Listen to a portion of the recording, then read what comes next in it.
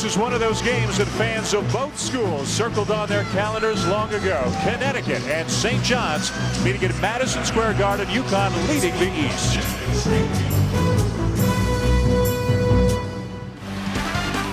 Always jam-packed outside the Garden and jam-packed inside the Garden here tonight. We're told ticket estimates about 60% local, about 40% folks coming down from Connecticut to cheer on their Huskies, and it's their Huskies who get the first possession of the game. Well, this is a huge game for St. John's particularly. They got a chance to get in the hunt in the Big East Conference standings with a win today. UConn defeated St. John's by 5 3 weeks ago up in Connecticut. And the Johnnies looking to get a little revenge, and as Len said, get a big quality win as Marcus Hatton glides to the basket. Well, Marcus Hatton's fourth in scoring in the conference. He's the guy that's got to get St. John's going on the offensive end. Backdoor cut to Ron Butler. No basket, no foul. Here come the Red Storm. Hatton, the former junior college All-American, rattles out. Johnnies love to get on the offensive glass. They can't corral that one. As we take it to the Rolling Rock starting lineups. For Connecticut, there was talk of a change. Maybe Ben Gordon getting a start in place of Tony Robertson. But Jim Calhoun has left his lineup intact. Andre Stanley, the St. John's walk-on, getting his fourth consecutive start.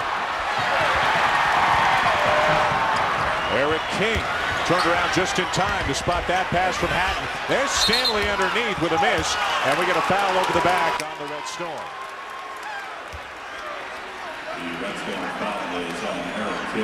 Eric King picks up the first. Jim Calhoun's team coming off an 11-point win over Providence. Calhoun, unfortunately, didn't stick around to see all of it. Got sick about halftime after a bad meal before the game.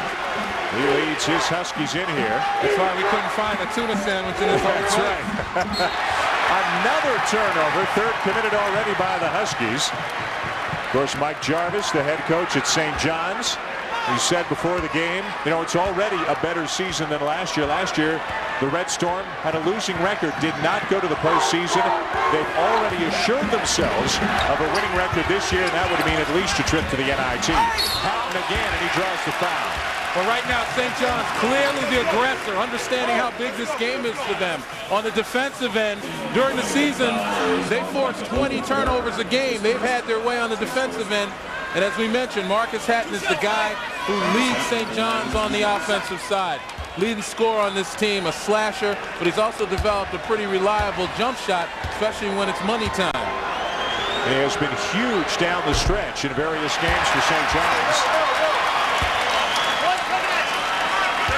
You can see his rank in various offensive categories. In Big East games alone, just conference games, he's number 1 in the conference in scoring at better than 21 points per game. St. John's had started in man. Now they've gone to a kind of sagging man, giving Connecticut plenty of room right now as you take a look at where they're set up. Look at the room Brown gets from Hatton. Look inside. Butler will make it go. What an inside-outside combination he is. Well, that's a terrific pass inside. Butler gets good position on the baseline. A good find and a good type of offensive play that you need to get your team started. Donald Emmanuel, number 33 for St. John's. The big guy's actually one of their best outside shooters. He had 5 threes in their last game against Fairfield, and on cue, he knocks one down.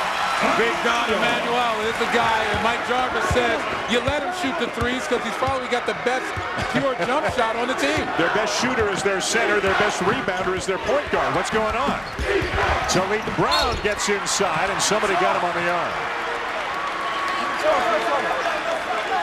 Well, you know, in games like this, you want to establish an aggressive tone. Going to the basket. You want to get the defenses on their heels. Connecticut is just starting. St. John's had done it. Watch Brown here on the drive. He gets fouled, a little tip on the arm, but again, an aggressive play getting into the paint. Glover picks up the foul, his first. The numbers on Brown, the sophomore out of Corona Park, New York. Everybody who sees this team on a day-to-day basis agreeing that he has improved from his freshman season, making some better decisions. Well, absolutely. Developing that good judgment is what it's all about in developing as a point guard. You've got the ball in your hands. You've got to key to the kingdom, so to speak. If you're going to find guys, get them involved. Missed both free throws. 6-2 St. John's early. Nice cut by King. The player Mike Jarvis says is the second most talented player on the team next to Hatton. Now he wants him to play that way on a regular basis. You can see the body on him at 6'6". He could really do some damage inside. And the freshman has had some moments, but not as consistently as Mike Jarvis would like. St. John's now playing 2-3 zone, looking to change defenses on Connecticut. Selby getting inside. The tap no good. Stanley comes up with a loose ball. Nice bounce pass. King. 8-2 St. John's. And we have an official's timeout behind the play. Donald Emanuel appears injured. Might have gotten poked in the eye.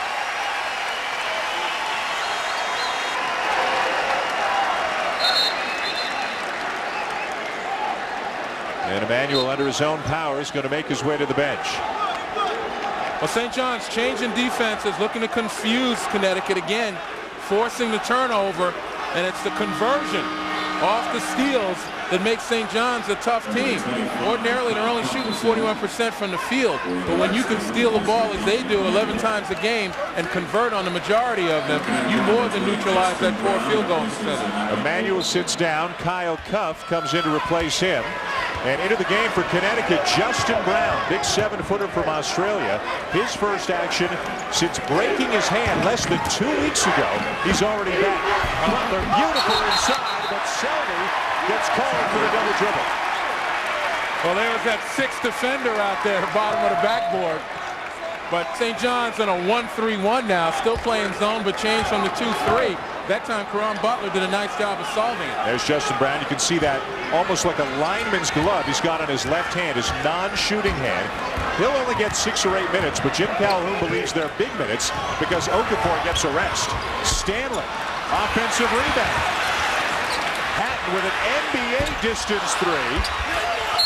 And it's going to stay with St. John's. Boy, that's a 25-footer for Marcus Hatton. Well, out here at the Madison Square Garden, there are 2 lines, the college line and the pro line. And throughout the course of this game, you're going to see guys get confused as to which is the line they're supposed to step behind. Mike Hayes checks in for Justin Brown there. You can see the confusion right there. You can see the difference in room that you have out there. But many of these guys are playing for the NBA anyway, so they might as well try out tonight. Donald Emanuel back into the game now for the Red Storm. Little zone look here from Connecticut. Emanuel the miss. And the rebound to Talik Brown. Huskies on the run. And Robertson can't get the finish, but basket interference, you can count. But St. John's defender absolutely grabbed the rim. No doubt about it. But Connecticut on a break of their own, a nice find, and once again going to the hole strong. Looked like Emanuel that time. Here's Hatton down in the corner. Nice bounce pass underneath, and Glover had it rejected by Selby. That'll take us to our first TV timeout of the night. A good start for St. John's on their home court, leading by 4. This ESPN Classic program is brought to you by Campbell's Select Harvest Soups. Real ingredients, real taste. When people compare the ingredients in these soups, 7 out of 10 would prefer to eat new Select Harvest. Progresso adds MSG. We don't. Real ingredients, real taste. Select Harvest. It's good to get away.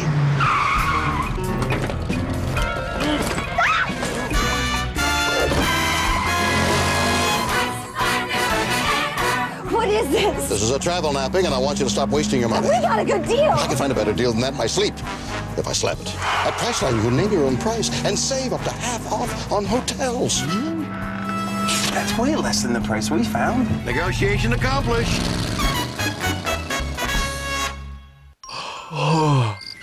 Do you rinse at night? A quick rinse with Listerine puts plaque and gingivitis germs to bed, giving you 12 hours of protection. So rinse under the stars and say goodnight to germs. Listerine.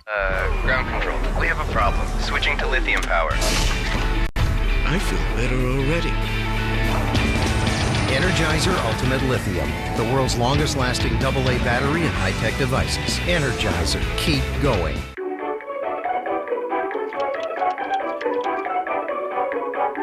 One of these pizzas won't leave your wallet on empty. For fresh delivery taste without the delivery price, it's DiGiorno. With the phone company, you can get voicemail. Hope you didn't leave yet. It's a left on Bank Street, not a right. With Vonage, you can get voicemail as email, wherever you are. Vonage works by connecting your high-speed internet with your phone. Get Vonage and get visual voicemail. Also get unlimited calls, just $24.99 a month. Call 877-4VONAGE and get your first month free. Attention homeowners. Are you about to lose your home? Are you behind on your mortgage? You could stay in your home with lower payments. I did. The government is not going to bail you out. Don't allow them to take your home. One phone call could make the difference.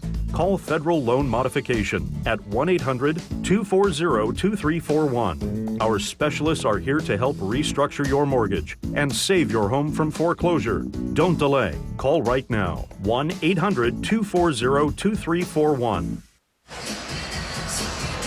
St. John's leading by 5. Marcus Hatton, their third different point guard in 3 years. Eric Barkley to Omar Cook to Marcus Hatton. And here's St. John's head coach Mike Jarvis on what a difficult transition that's been. Especially when every one of them is really different and very unique in their own ways. And it takes a lot of adjusting for the players. I think in the end it'll make all of us better. Some of us more bald than others, but better. More bald? I think that was a shot at me. Marcus Hatton. I know he wasn't talking to me. Marcus Hatton, 8 points, 4 rebounds, 3 assists, 2 steals. He can take a lot of shots, but at times Mike Jarvis will say, you know what, sometimes he's too unselfish, because if they're going to score, he's going to have to lead the way. He's easily the most talented and gifted offensive player they have. Well, absolutely. 3-point guards in 3 years. It's hard to maintain chemistry and continuity, but Marcus Hatton is clearly the most explosive out of those 3 guys. What a recovery by Ben Gordon for the block after, again, St. John's went for the home run. Emmanuel to Stanley this time, and they're really working them over. Well, they certainly are. And you take a look again, another white shirt out in front of a blue shirt. And you got to wonder, if you're Jim Calhoun, how are these guys beating my guys back? Usually it's the team that plays Connecticut that gets worried about getting beat. But it's the Huskies who have been getting beat tonight. What a recovery, though, by Gordon. Eventually Glover draws the foul. And he's going to go to the line, a senior who actually could still be part of the program next year. As a partial qualifier back in his first year. If he can graduate with his class, and he's on pace to do that, Len, then he's got the option of coming back for one more season. Well, that's a terrific reward for a young man who's worked so hard to get where he is. And you talk about working hard in the classroom. Certainly he's done that, and he's done that out here on the floor. Again, throughout his career at 6'6", constantly battling inside the paint, guys 3 or 4 inches taller than him, using his body, using his smarts to get the job done. Largest lead of the night for St. John's, 25-18. Ben Gordon got caught in the air, and there's another turnover, as Connecticut literally is giving this one away right now. Well, they're totally confused right now. There was another defense, a triangle and 2, that St. John's ran, and once again, Connecticut could not figure it out. One of the reasons is they're not moving the ball enough to get it figured out. You move the ball enough, the defense will reveal itself, then you can solve it. But if you're one pass and a shot, you're never going to solve it. They're awfully lucky to be down only 7. Eric King back into the game now for the Storm. Elevates, can't get the finish. Glover hustling to try and keep it, and it will stay with the Red Storm.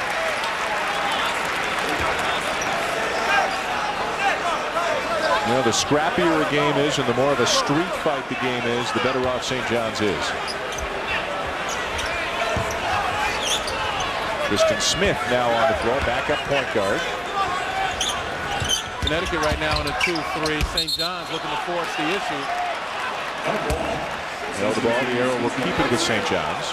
See, the difference between St. John's and 1 or 2 passes and go to the basket is that they're going to the basket aggressively, forcing the defense to reveal itself in that fashion, finding open men. But UConn on the other end, it's 1 pass and a jump shot. Nice ball movement there. Stanley gets it inside. King got it. Nice job by King, sneaking along the baseline to that short corner. out of Lincoln High, the only player in his school's history with 1,000 points, 1,000 rebounds, and 500 blocks. Well, there's a stuff on the offensive end by Emeka Okafor. Making his presence known. Okafor now with 4, the conference's leading shot blocker, doing it at the offensive end as well. UConn back in man-to-man once again. Daniel got away with a push right there. St. John's a little stalled. This is not the rhythm that they had in the last couple of possessions. No. And maybe in part, Hatton's not in the game right now. Settled for the jumper. King no. Rebound Selby.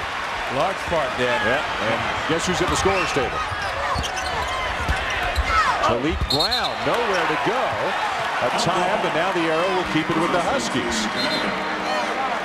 Here comes Marcus Hatton back into the game. We told you in conference he's averaging 39 minutes per game. How about the Notre Dame game today? Quadruple overtime. The Irish beat the Hoyas.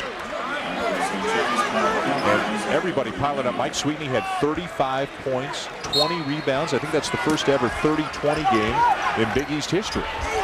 Butler inside. I bet you the next time those guys have to run positioning drills, they're going to thank their coaches. Chris Thomas for Notre Dame played all 60 minutes in that quadruple overtime game here today. Well, he's a freshman. He's young. He's got young legs. Duff hands it off for Hatton. Tough cover here for Gordon. Out of bounds. It'll stay with St. John's as we bring you up to date on some of the other, all of the other Big East action earlier today.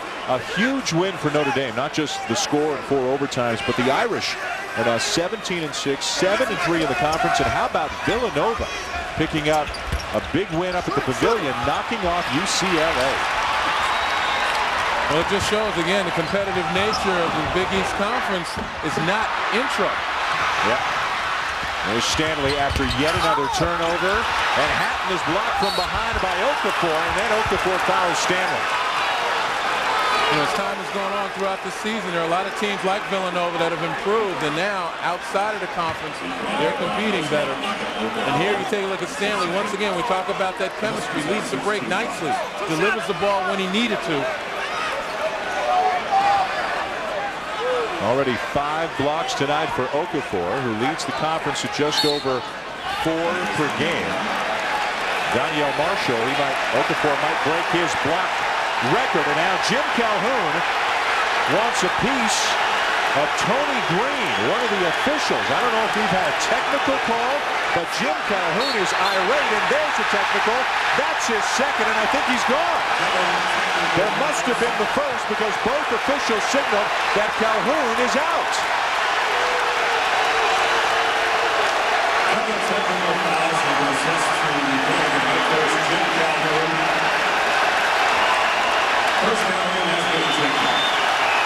Well, we talked about the pace of this game, and obviously it's been a breakneck pace, but it's also been a physical game. And I think at this point in time, Jim Calhoun is arguing to allow these guys to play a little bit of defense.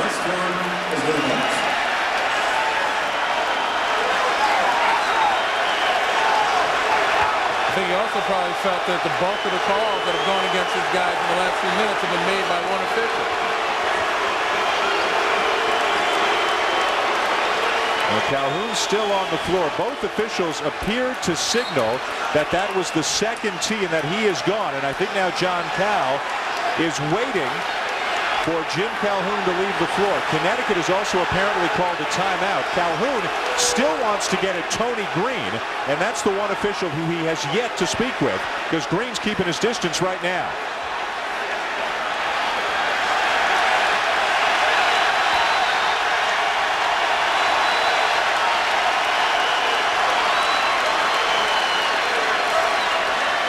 The team will be turned over to associate head coach Dave Lato as Calhoun takes his lead.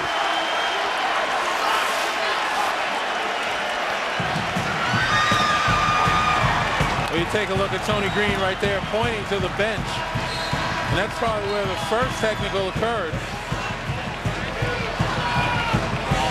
And I'm sure Jim originally goes over there to find out what did I say. But certainly intimidating in his motion. Bob Donato saying step back, and it was Donato who gave him the second technical and threw him out of the game. Tony Green got in there as well, a little bit late, but it was definitely Green who first got under the skin of Jim Calhoun, and Calhoun wanted to know what that first technical was for. And I think Bob Donato made the call because as he told Jim Calhoun to back off, Jim did it, but then he started back towards Green again, and that's when Donato made the call. There's Dave Lato, the associate head coach, who will take over, as he did a few nights ago against Providence. Then when Calhoun was ill, tonight with Calhoun being ejected. And now Marcus Hatton's going to spend a little while at the line, shooting free throws for these two technicals. And then remember, when all this is done, Andre Stanley's going to go to the line.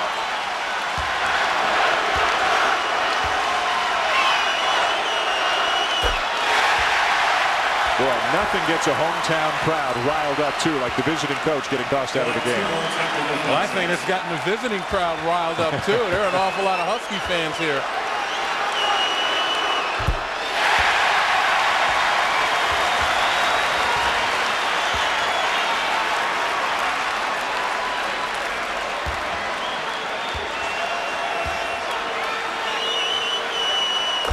A perfect 4 for 4. He's got a dozen points. St. John's now up by 9, and now Andre Stanley's going to get a couple of free throws after the foul that seemed to occur about 10 minutes ago now. Well, it's going to be interesting to see how the Huskies respond to this. I mean, it's certainly early enough to come back from a potential 11-point deficit. But this is going to be a question of how much fight in them can Dave Lato muster. I don't know if Andre Stanley might have some blood on his uniform, perhaps, as he's been called over to the bench. So he's going to have to leave, and looks like, is it Donald Emanuel is going to come off the bench, perhaps, to shoot the free throws in Stanley's place. And, you know, all that time it took after the technical, Marcus Hatton shooting the free throws, you'd have thought that somebody would have recognized that and repaired it before Stanley gets to the line. Well, Stanley loses a chance to pad his scoring total, so Emanuel, 74% free throw shooter, comes off the bench. Well, he's 30% better than Stanley, so it works to St. John's benefit. Maybe that's why they didn't see it.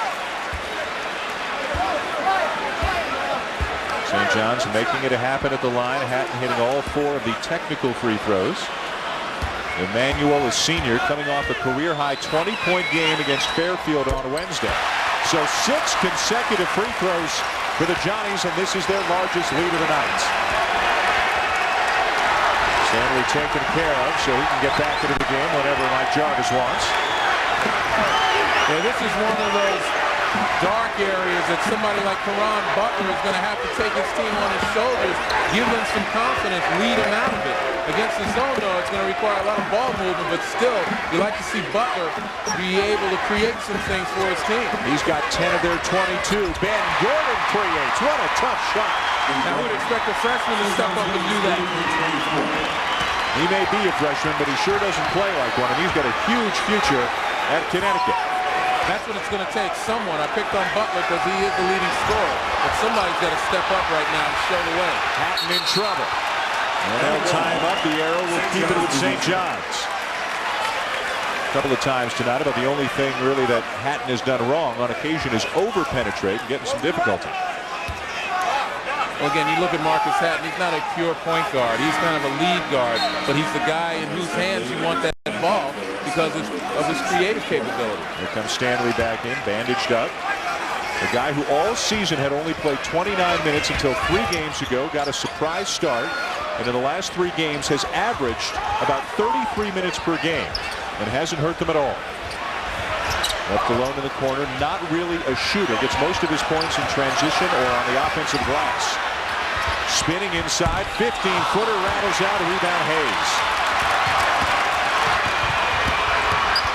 Robertson kicks it on the wing. Gordon has 5 quick points for UConn.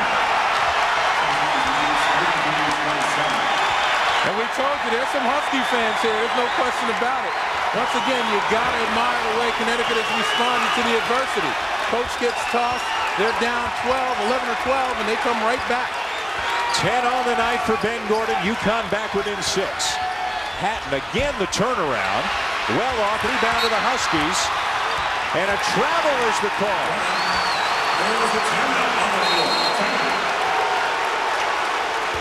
15 Connecticut turnovers. Jim Calhoun ejected, but UConn making some noise, getting back within 6.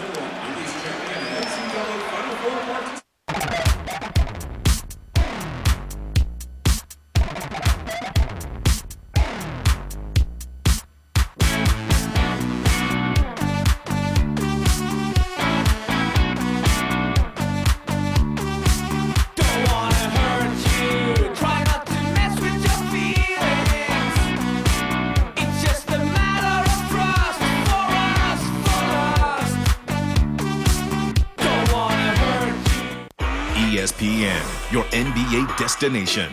Tomorrow night, 4 of the game's elite hit the floor. Bryant to the basket and the finish. First, LeBron's Cavs look to remain unbeaten at home as they host Chris Paul and the Hornets. Then, Dwight Howard's surging Magic find out if they're truly contenders as they face Kobe and the Lakers. NBA Friday night doubleheader. Hornets, Cavs, and Magic Lakers. Coverage begins tomorrow at 7:30 Eastern on ESPN.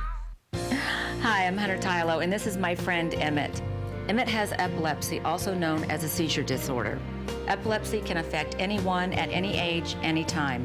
Each year, over 42,000 deaths occur due to a seizure-related accident. There is currently no known cure. We need to know why, and before it's too late, so do children like Emmett. For more information, contact the American Epilepsy Outreach Foundation at epilepsyoutreach.org. Together, we can change the face of epilepsy.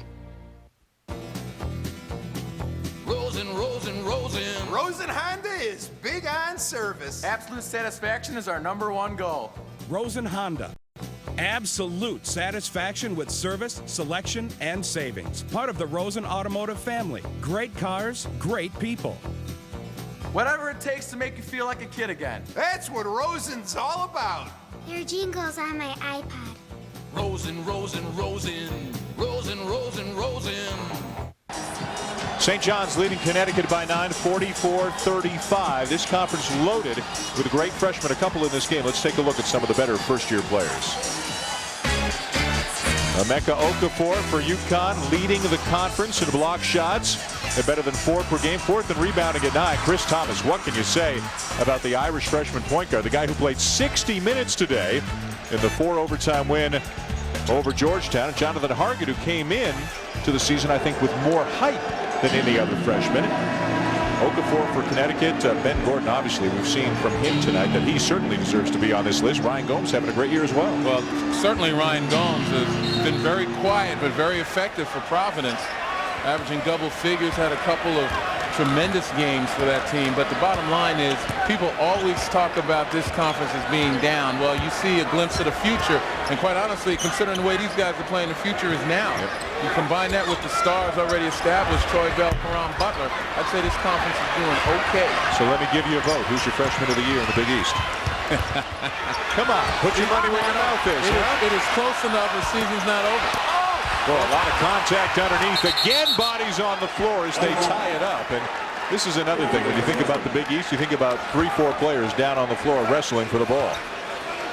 And I think an argument certainly can be made for Okafor as well as Chris Thomas, who in the last couple of weeks, you see, again, a lot of contact underneath. UConn not getting the benefit of it, and I can hear Jim Calhoun in the back saying, I told you, I told you. If you missed it earlier, Calhoun ejected, picked up 2 technicals, one right after the other, midway through the first half. The Huskies have yet to make a field goal here this half. And here's St. John's playing at 1-3-1. Brown's got to recognize it and be able to do what he did in the first half, drive against it. Gordon does. Gordon floating a little bit as he launched that shot. Now that ball hit the rim, so that shot clock should not have gone off. That ball should have still been in play.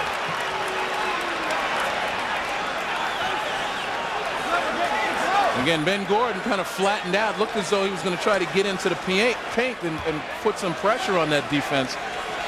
But the bottom line is, you're right, UConn gets a new 35.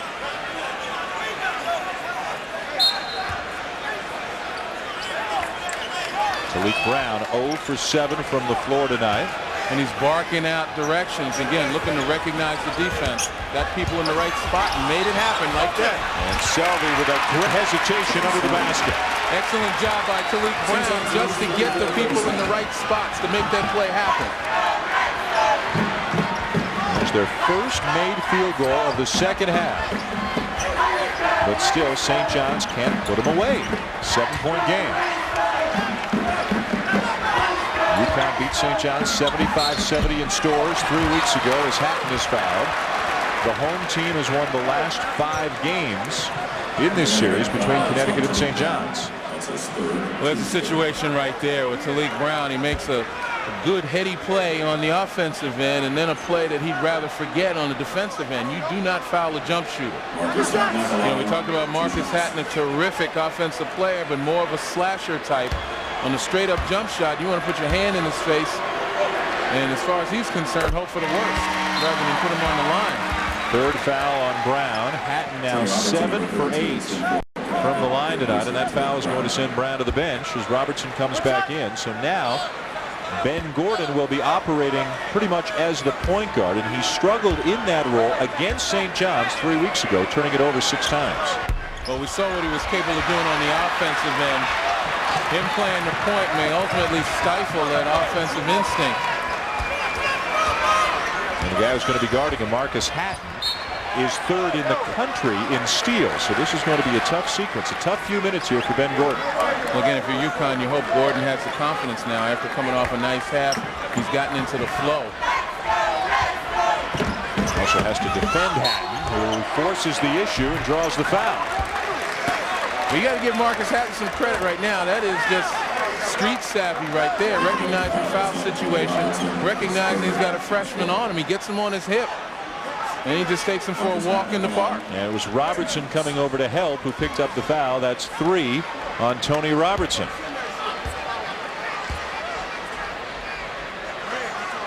Next on ESPN, into the Big 12, Kareem Rush and Missouri visiting Baylor. Going to give it 9 Eastern right here on ESPN. Missouri trying to get on track again and hang with the leaders in the Big 12. Kansas picked up another win today. Oklahoma survived at Texas A&M. Well, how about Kansas scoring 100 points, it seems, almost every time out? Well, they certainly have the firepower. I think this team is different from past Kansas team. They don't care about history. They've got the horses. They've got the quickness on the perimeter. Selvey. Too strong on the jumper, and there's Hatton coming up with a loose ball. Averages better than 5 rebounds per game. And when Selvey's taking jumpers from the free throw line and beyond, there's nobody in there to rebound. Now Robertson can't stay with Hatton, fouls him again, and that'll be 4 on Robertson, and now Talik Brown's going to have to come back in. Well, in theory, these 3 guards rotating among the 2 backcourt spots. It's a great rotation for Connecticut, but they're starting to run into some foul trouble here tonight. Fordham underneath. 12-point lead, St. John's. Timeout, UConn.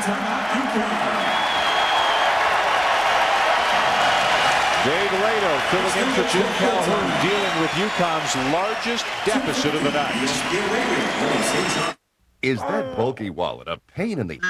Do you struggle to find your cards, ID, and cash? What you need is the Slim Clip, the amazing new wallet that holds everything you need in less than half an inch. Now go from bulky and fat to slim and compact. Slim Clip is sleek and ultra thin to comfortably fit right in your purse, bag, or pocket. From credit cards to cash, you'll always find it fast. The secret is the patented double-sided grip-tight clips that securely hold up to 30 bills on one side and 6 credit cards on the other. And unlike leather wallets that stretch out so everything falls out, with Slim Clip's special raised edges and locking clips, you can shake all you want and nothing will ever fall out. Slim Clip is engineered from durable stainless steel, so no matter what the abuse, you'll have a lifetime of use guaranteed. There's nothing else like it. This is small, compact, it fits in a pocket, I could carry it with me wherever I could go. I like the Slim Clip a lot better. It's smaller, it's easier to get in and out of your pocket, and this is just a pain in the butt, literally. And here's something a regular wallet can't do. Slim Clip business cards right to your briefcase, or clip it to your car visor to hold parking stubs and insurance cards. Stop the pain from bulky wallets and stop searching for what you need. Order your Slim Clip that holds everything you need in less than half an inch for the incredible TV price of just $10. It comes with a lifetime replacement warranty. If it ever breaks or bends, we'll send you a new one, no questions asked. Plus, it makes a great gift any time of the year. As a special bonus, we'll include this super bright keychain light to light door locks, read menus, and much more. Yours free. And here's the best deal on TV. Call right now, and as a free gift, we'll send you a second Slim Clip plus a second keychain light as a bonus. Just pay separate processing and handling. That's 2 Slim Clips and 2 keychain lights for the same incredible price of just $10. Order now. Call 1-800-799-6524 to order Slim Clip for $10 and receive the double offer free. That's 2 Slim Clips and 2 lights free. Just pay separate processing and handling. Call 1-800-799-6524.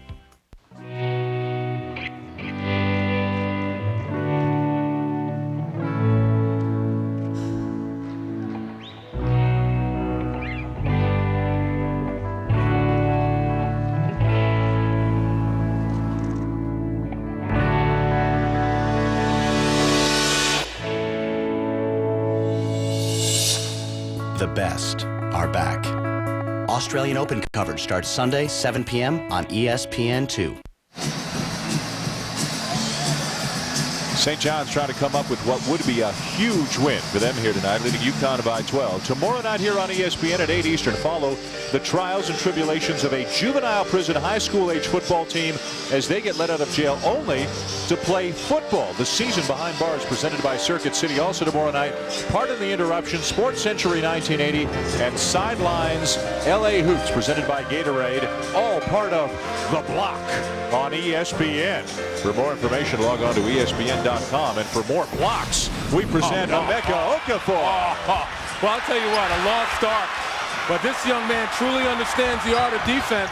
He blocks shots, but you notice he doesn't swat him out of bounds. He doesn't send him to the third row only to give the opponent another possession. He makes sure his team gains possession. And for people who are watching, kids who can block shots at home, that's the way you do it. There's a terrific move inside by Caron Butler. You talked earlier tonight about him taking the bump and being able to finish in close, and he did it there. Well, he's got that upper body strength, but he's got to do more of it for the Huskies. 6'7", 235. At this end, let's see if Okafor's aggressiveness is affected by the fact that he's got 3 fouls. Well, again, I suspect he's going to exercise some judgment. You know, he'll utilize his instincts, but it looks as though he's going to create some contact. He'll have to back off. Tough, a big guy, but likes to shoot from outside. Gets it inside the Glover.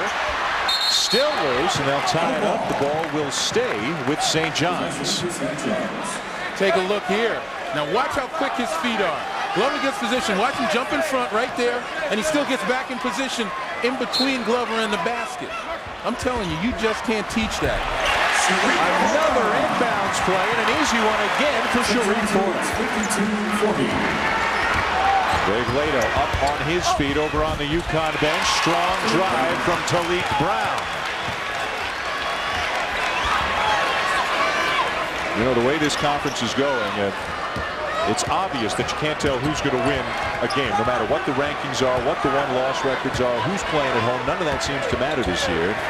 This conference is so wide open right now. So many teams think they have a chance to make it to the NCAA tournament. Willie Shaw with a long 3. Well, it's about talent distribution, also about mental toughness. You know, whoever can withstand the adversity sometimes are the ones who succeed. A block by Glover on Butler. Well, with Notre Dame, there's a foul on Glover. He was just trying to hang on to the ball, swung the elbow, and knocked down Hayes. Number 2 on Glover. Now, that's always a tough call when you got the rebound, you got possession, and someone's all over you. You're trying to free yourself to make the pass, and right there, that's literally the same type of play that we had a chance to see this afternoon in the Villanova-UCLA game. On that play, there was no call. I think it was Ricky Wright who had the rebound and actually made contact with one of the UCLA players, again, trying to free himself to pass the ball. On this situation, that shows you how difficult that type of judgment play is. UConn with the ball down 10 midway through the second half. And Butler is fouled. It's going to be Marcus Hatton. Number 2 on him. And never mind the individual fouls, but eventually the team fouls are going to start piling up for the Johnnies. But it's UConn with bigger foul problems right now. Robertson with 4. And Hatton has to recognize that. I mean, he still has a comfortable cushion. 10-point lead right now with 2 free throws. You don't want to demonstrate to the officials. You don't want to get them watching you. You want to stay aggressive. Don't defocus if you're St. John. Stay focused on what you have to do.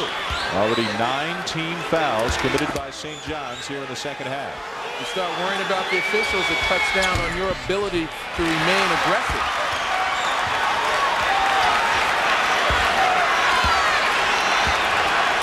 Madison Square Garden, New York City, 52-44, St. John's leading Connecticut.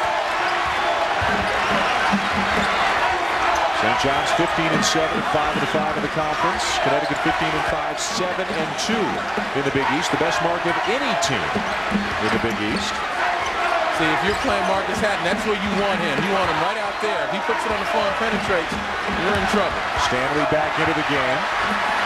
Hatton, long 3 as the shot clock winds down, and he almost banked it in. Look out, look out. You boy. That's a couple of big fellas heading for the sideline.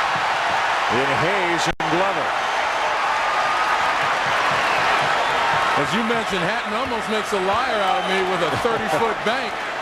But then you take a look at the hustle. Both those guys, instead of screaming at him like that silly fan, he should be applauding the hustle. Sometimes I don't understand these folks watching these games, man.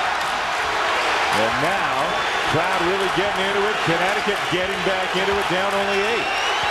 Ooh, almost turned it over. Butler, a little bit of room on the baseline, can't finish. And the rebound to Glover, who is having a big night on the glass. He's already got 11 boards. Emmanuel with a strong move on the baseline.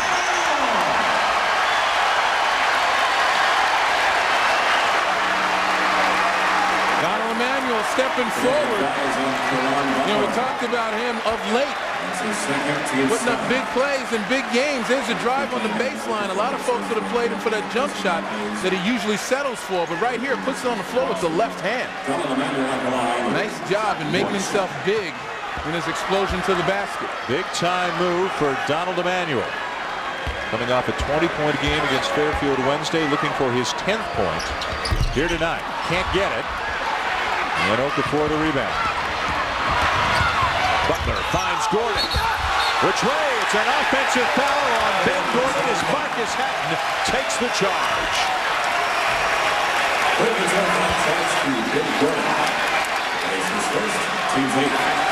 Nice break. Good job by Butler. Now that's a bad call.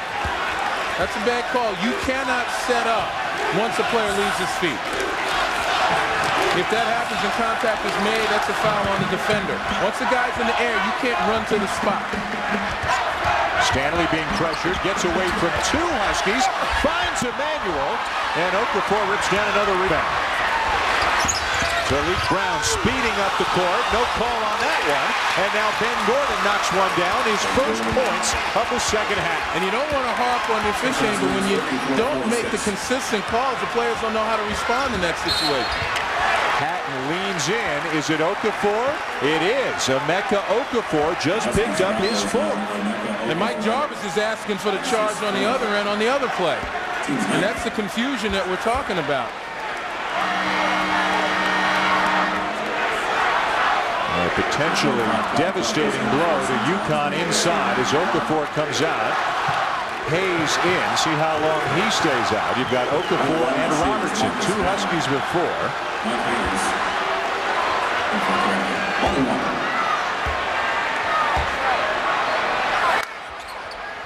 Hatton with his 10th made free throw tonight in 12 tries. Well, that's what I was saying about Marcus Hatton. If you can get him to go east-west along the perimeter, you've accomplished something. You let him start going north-south, putting it on the floor, creating. You're going to have to foul him. Otherwise, you're going to wind up getting burned in some way, shape, or form.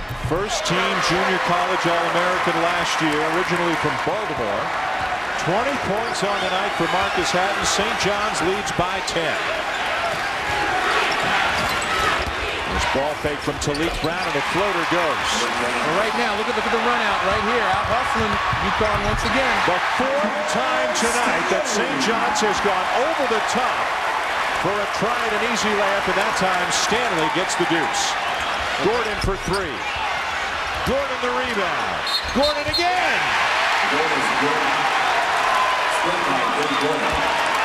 I think what Ben Gordon did was redeemed himself, because on the last possession, when Talik Brown penetrated, Gordon has to rotate back and cover, and that's what Brown is talking to him about. But an excellent job right there.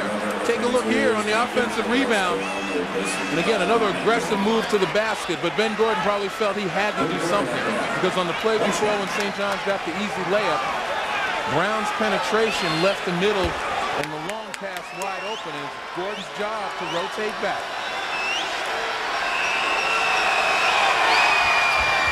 th point of the night for the freshman Ben Gordon, who pretty much single-handedly is keeping Connecticut in this game right now.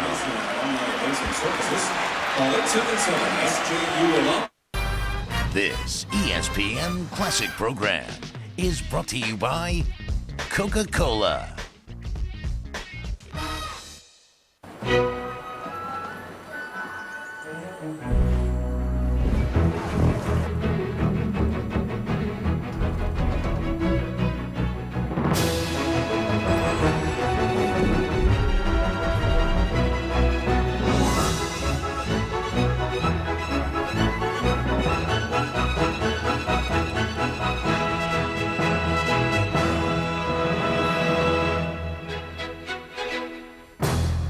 Happens to every guy. While you sleep, your skin dehydrates. Prepare to defeat dry skin with Gillette Dry Skin Hydrator and Body Wash.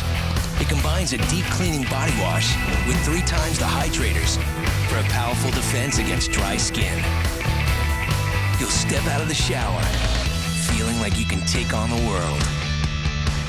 Gillette 2-in-1 Dry Skin Hydrator and Body Wash. Unleash the power of your shower. It starts with the spark of an idea. Then you keep building on it. Until finally, you've created something that looks like this. See original works of sport at Winter X Games 13. Starts January 22nd on ESPN. Late nights on ESPN Classic, it's 3 hours of power. At 10, it's the original American Gladiators. Then at 11, it's Bronco busted at the rodeo. Plus at midnight, it's AWA Wrestling.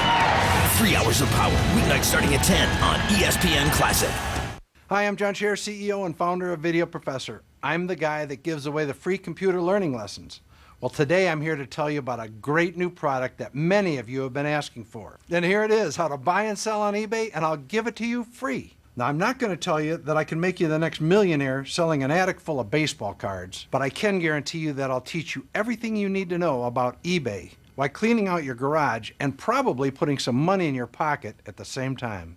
Now, I can do this because I know that once you try my lesson on eBay, you'll be so satisfied that the next time you need to learn anything about computers, you'll come back to Video Professor for all your computer learning needs. And with over 55 lessons on all of today's most popular computer programs, I know that there's more you'll want to learn. Call now and I'll send you eBay or any other lesson of your choice free. So what do you got to lose? Try my product. Call 1-800-771-9502. That's 1-800-771-9502. Empire State Building, we are thrilled to be here in New York City tonight, and this game has had a New York kind of feel to it. From the moment we walked into Madison Square Garden here tonight, you knew it was going to be some kind of a game between Connecticut and St. John's. As we mentioned off the top, it's one of those games that the fans of both teams circle on their calendars right at the beginning of the season. Let's look at the Nike storyline tonight. Jim Calhoun didn't hang around long tonight. A couple of technicals midway through the first half. Connecticut awful taking care of the ball in the first half, better in the second.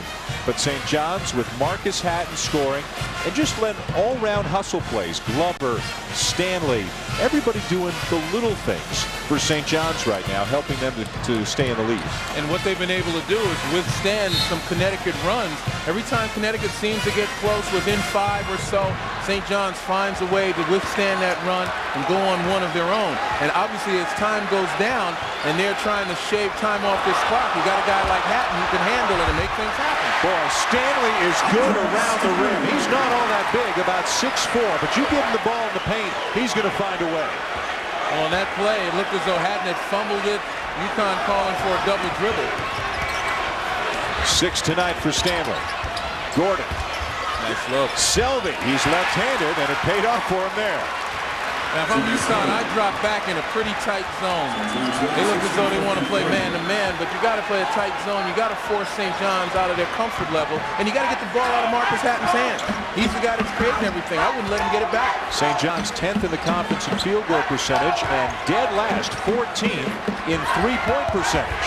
But when Hatton gets inside, Cuff had it, lost it, and Talik Brown stepped out of bounds.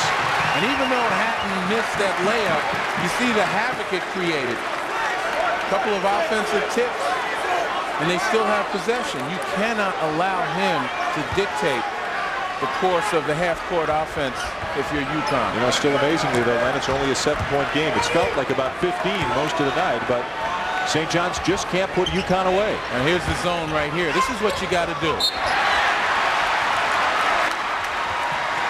Forces the turnover on the Red Storm. I didn't say anything. Picture's worth 1,000 words. You could have patted yourself on the back there a little bit. There wasn't room. You were doing it for me, Dan. Connecticut playing still with Robertson and Okafor on the bench, each with 4 fouls. The way Robertson has played tonight and the way Gordon has played tonight, don't know if Robertson would get back in, but Okafor is certainly a guy they'd love to have on the floor. And now if you're UConn and you're attacking the St. John's zone, you got to go side to side, obviously, make the zone shift a little inside out. Looking for Gordon. Make that zone contract and allow your shooters to step up. Brown trying to penetrate. Gordon for 3. Tapped back in by Butler. That's the other benefit of playing against the zone. You get a tenacious offensive rebounder on that glass. Like Caron Butler, he's going to have his way, and Mike Jarvis knows it and wants to talk about it.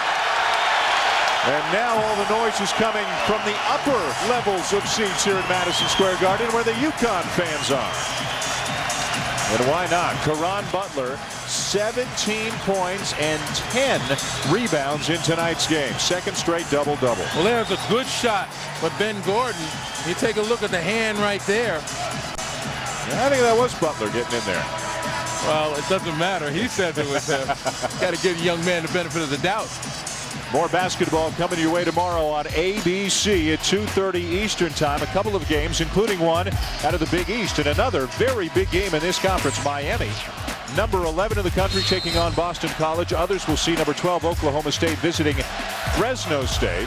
Barry Clark's Miami Hurricanes right on the heels of Connecticut in the East Division of the Big East Conference. And you can see that if St. John's can win this game and hand Connecticut a loss, Miami's got a tough one at BC tomorrow. St. John's plays Miami this week.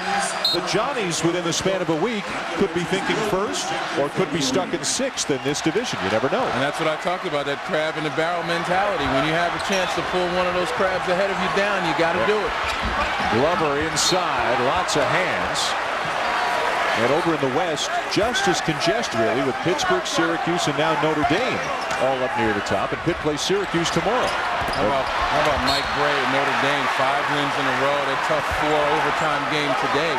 He's got those guys rolling. I think freshman Chris Thomas is finally assuming leadership and ownership of that team. And everybody's stepping in behind him. 22 points, 12 assists today for Thomas. Which way is it going to go? Connecticut ball. And still talking about the Big East, obviously the question is what happened to Boston College? I mean, this is a team that's been so good for so long in the last 2 years, and suddenly it seems as though they've fallen off the table, and it's punctuated by a loss to Virginia Tech. They need that game against Miami. Villanova coming off a win over UCLA today. And by the way, on Big Monday, it'll be these Connecticut Huskies taking on Villanova. Selvey, good screen. Brown gets inside. Strong to the hoop. It's a 3-point game. And you can tell momentum has changed. The aggression has taken the side of the UConn Huskies. They're the ones going to the basket. They're the ones who are doing it with abandon. And St. John's a bit tentative offensively. Glover nowhere to go. Hayes stood his ground. Connecticut ball. And all of this happening on the UConn defensive end with Okafor on the bench. All they have to do is run a series of expressions from Louis Carnesecca tonight, and you'll be able to tell how this game's been going for the Johnnies.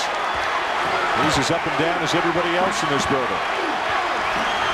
St. John's now in a man-to-man. They recognize they've got to generate some energy. From that defense comes their offensive set. Selvin, good look. Couldn't get it to go. Glover the rebound, and now Marcus Hatton wants a little bit of composure.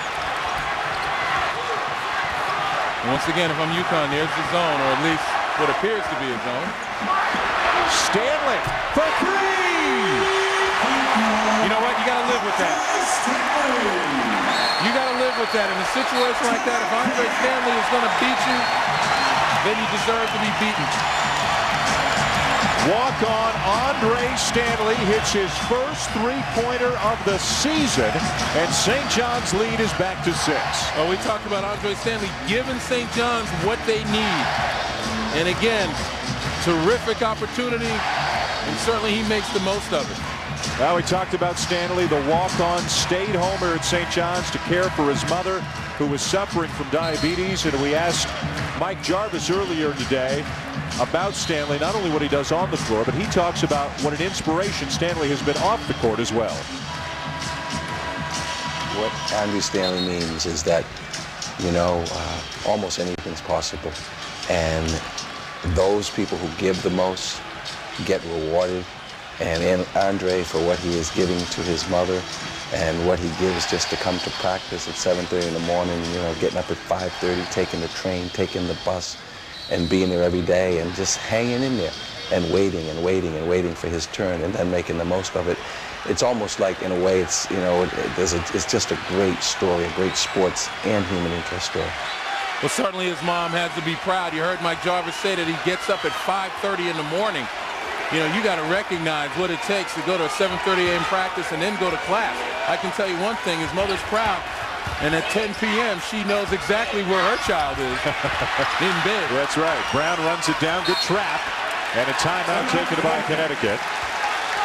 Well, that's what Mike Jarvis said. Not once all year, not once did Andre Stanley complain. Passed up other scholarship offers to stay at St. John's as a walk-on so he could help care for his mother. Scored the last 7 points. He's made 4 starts for St. John's. He's had 9 points, 9 points, 8 points, 9 points in those 4 games. And that doesn't even talk about all the intangibles, the effort, the hustle, the loose balls, all the little things he does on the floor as well. Coming up next, more NCAA action out of the Big 12. It'll be Missouri and Baylor. Top of the hour right here on ESPN. For more information, log on to ESPN.com. We hope they have as much fun at that game as we are having at this game. Chris Marlowe, John Sonnenvold standing by in Waco. This has been, you knew it was going to be close. Connecticut beat St. John's by 5 at Gamble just a few weeks ago. It was a 1-point game in the final minute. And here St. John's has had a lead as high as 12. Connecticut got it down to 3 on a couple of occasions this half. It's 6 right now. 7 seconds on the shot clock for the Huskies. Exactly 4 minutes to play in the game. Well, again, you know the play was designed in that huddle. It's going to be a question of execution. Well, it's falling apart here now. It'll be Brown for 3. Got it off, got the rim, Selby the rebound, tip no good. Boy, what an effort, a travel called on Selby. He slams the ball to the floor, and is he lucky to not get a technical? And look at Dave Lato, 30 feet out onto the floor. A ton of emotion here in the Garden tonight. St. John's and Connecticut going at it with this game meaning so much to both teams. 6-point lead for the Red Storm, 3:46 to play. Hi, I'm Montel Williams, and I'm so proud to be a part of this incredible offer. In a historic run for office, Barack Obama has become the 44th President of the United States. For the first time ever, we've just announced the release of 4 magnificent coins honoring Barack Obama's election. The first coin in the set is a George Washington dollar from the U.S. Mint, detailed with President Obama's lifelike image alongside our first president. On the reverse, there's a beautifully detailed image of our most famous American landmark, the Statue of Liberty. This coin by itself originally issued to sell for $29.95, and in order to honor this historic occasion, you can now get it for only $19.95. But call now and you'll also receive this special edition John F. Kennedy half dollar, entitled Time for a Change. This inspiring coin is also intricately designed with the images of President Obama and President Kennedy on the face. Plus, no commemorative coin set of this historic occasion would be complete without including 2 official U.S. Mint limited run state quarters, entitled Born to Lead and Man of Hope, both with a lifelike image of President-elect Obama. Each coin comes complete with an official certificate of authenticity. Through this exclusive television offer, you can get the entire President Barack Obama commemorative coin set for only $19.95. Because of strong demand and limited release, this amazing collection may not last, so you need to act quickly to secure your order. Don't miss this unique opportunity to own your piece of American history and get this incredible 4-coin President Barack Obama commemorative coin set for the exclusive price of just $19.95. Don't wait, because supplies are limited. To take advantage of this historic limited-time offer, call 1-800-716-4017 or visit us online at uscoinnetwork.com. The Barack Obama presidential coin set is not available in stores, so call 1-800-716-4017 and order now. That's 1-800-716-4017. ESPN, your NBA destination. Tomorrow night, 4 of the game's elite hit the floor. Bryant to the basket and the finish. First, LeBron's Cavs look to remain unbeaten at home as they host Chris Paul and the Hornets. Then, Dwight Howard's surging Magic find out if they're truly contenders as they face Kobe and the Lakers. NBA Friday night doubleheader. Hornets, Cavs, and Magic Lakers. Coverage begins tomorrow at 7:30 Eastern on ESPN. From New York, timeout situation, foul situation. St. John's with a 6-point lead. Emeka Okafor back into the game. Sat out about 5 minutes after picking up his 4th foul. Great sequence, great effort going into that timeout. UConn getting on the offensive glass. And then Johnny Selvey called for the travel as he fell to the floor with the ball upset. He slammed the ball off the court and was very lucky not to get teed up. They certainly want to give the officials a lot of credit for restraint in that situation. They could have very easily given Selvey a technical and justified it, and obviously it would have put Connecticut in a much deeper hole than they're already in. And now the clock, I believe, did not start as Marcus Hatton came in, so they're going to stop things and maybe take a couple of seconds off. They've already taken 1 more, now 2 more off from when the play stops. So 32 on the shot clock, 3:43 left in the game. St. John's by 6. Don't forget, over on ESPN News, we will have a post-game report on this game just a few minutes from now. I shouldn't say that, given that Notre Dame and Georgetown went to 4 overtimes today. Who knows how long we're going to be here tonight. Here's Hatton. Stanley hit the huge 3 last time down. And remember, he has scored their last 7 points. And look how much room Butler has given Stanley when he had the ball. Glover dips the shoulder, misses the shot. Emmanuel going over the back. Loose ball finds the Huskies. Brown probing, looking for room, finds Gordon for 3. That would have been huge right there. Selvey again, but the loose ball comes to Hatton. Well, UConn just can't push it over. And I think Mike Jarvis got teed up. Oh boy. Oh, no. Nope, he called it on Dave Lazo. Or is it a timeout? What's going on? No, Bob Donato over-explaining. Called a technical on Dave Lazo. And I think he was obviously screaming on the last play. Fight for the offensive rebound. He believed that there should have been a call. It is Lato who has been teed up. Jim Calhoun ejected in the first half after picking up 2 technicals. Marcus Hatton knocked down all 4 free throws then, and it's Hatton back at the line now. Well, Mike Jarvis thought it was on him because he had that look like, what? I tell you what, this is obviously not the time to get a tee, especially with Hatton as hot as he is from the line. But you know, at some point in time, you gotta keep your powder dry. Marcus Hatton now 13 for 15 from the line tonight. Coming up next, Missouri and Baylor. We're going to send you there as soon as this one is over. Chris Marlowe, John Sunvold are ready to go. Now a little bit of poise as St. John's is going to use as much clock as they can. And again, once Hatton gives up the ball, you can't let him get it back. You got to overplay him because he's the guy that makes it happen. Back rim, another offensive rebound for St. John's and a foul. Turnovers, technicals, and offensive rebounding. Big stories here tonight. You know, as I say, I know it's very difficult to deny a guy, particularly a guy as quick as Marcus Hatton, but you got to put more effort into doing it. You know, make St. John's go away from him. Take a look at the offensive rebounds. That's been killing Connecticut as well. The quickness of St. John's, the spacing, and certainly the tenacity. Glover, a 68% free throw shooter on the season.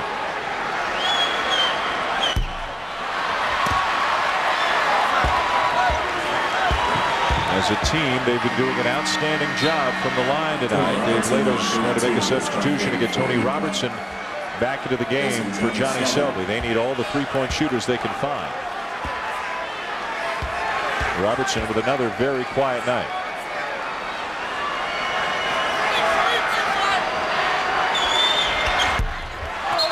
Long rebound. Good call. The push-off by Fordham.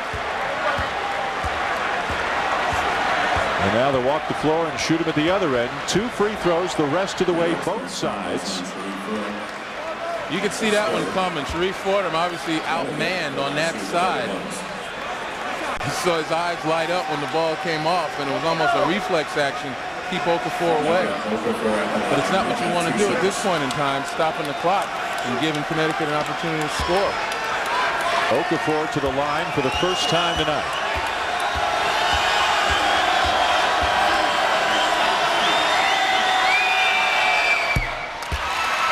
Bel Air, Texas, 6'9", 240. And now Selby, Johnny Selby's at the scorer's table and waiting to get called back in. Robertson will go out. So Dave Lato's going to bring in Selby for defense and then try to get Robertson back in for offense. And now we've got another argument over the scorer's table, and Dave Lato wants to know what's going on again.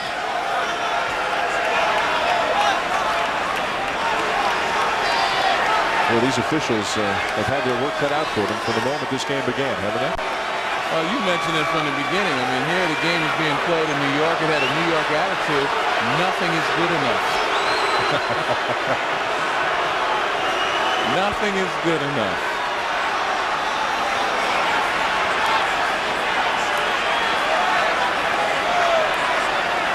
What do you think it is? Some kind of a timing issue, perhaps, that Dave Lato is concerned about?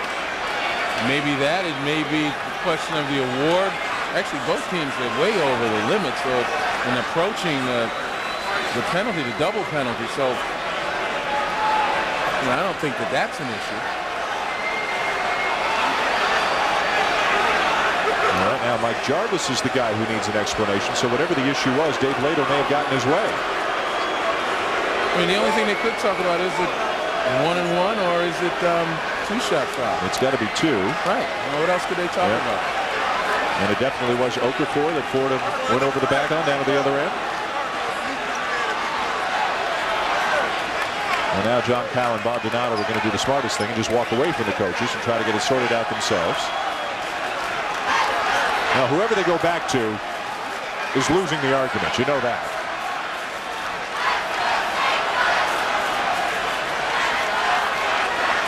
If we get some kind of a word as to what all that was about, we'll pass it on to you. As it stands, Okafor hit the first. It's a substitution. Following the missed St. John's foul shot, there was no time coming off the clock, so Selby couldn't come back in and Robertson couldn't go back out. According to Tony Robertson, has returned the shooter.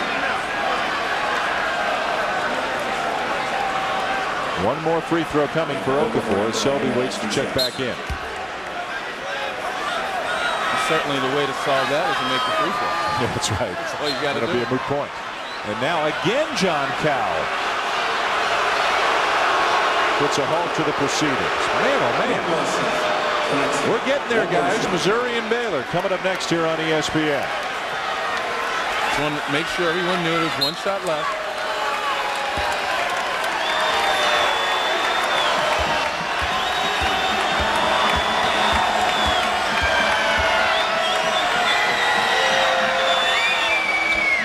6-point game. How about Okafor with about 3 minutes between free throws, and he hadn't shot any all night until these two, and he calmly knocks them both down. I think the matchup right now benefits UConn. You got the quickness of Robertson out there playing another guard. Pat, wild shot. Loose ball to St. John's, and Glover is fouled. Caron Butler is going to get called for the foul. It kind of looked like Glover ran into his own guy for them more than he ran into Butler. Well, Butler was called for reaching over, and that was the correct call. But the ball is up in the air, and you got to make an effort to go after the ball. I mean, it looked like suspended animation. Watch the wild shot straight up in the air. Now watch. It gets tipped. And there's Butler on the back of Glover. He did run into his own man, but unfortunately from the angle the official had, it was contact. Glover missed a couple about a minute ago. It's his 9th point of the night to go with 14 rebounds. Not bad for a guy 6'6".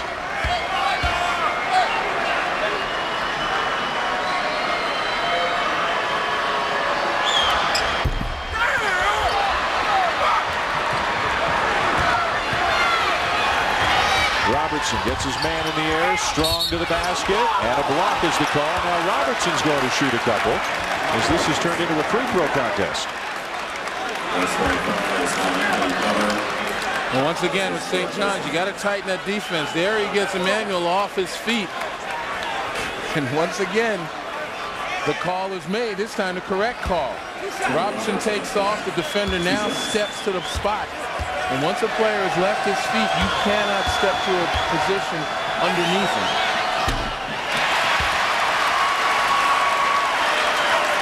A few moments ago, actually UConn was the victim of a mistake in that judgment.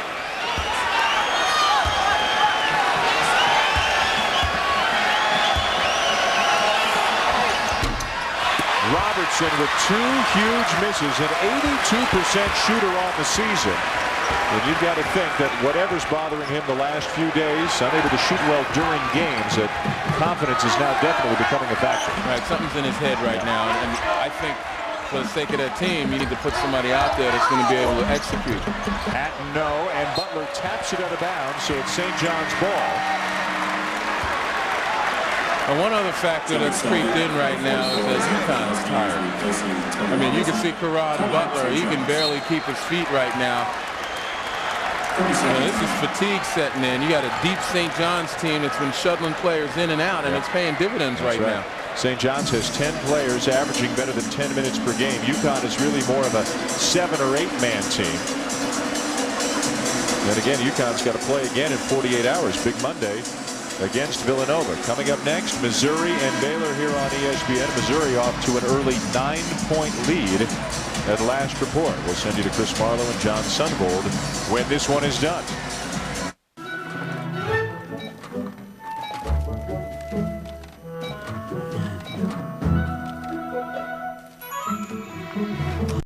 Right now, we're giving you something big to celebrate. Because when you buy a 4-night Walt Disney World room and ticket package, you get 3 more nights free. And on select travel dates, the package includes a free $200 Disney gift card, too. Book through January 24th. Call 407-WDisney today.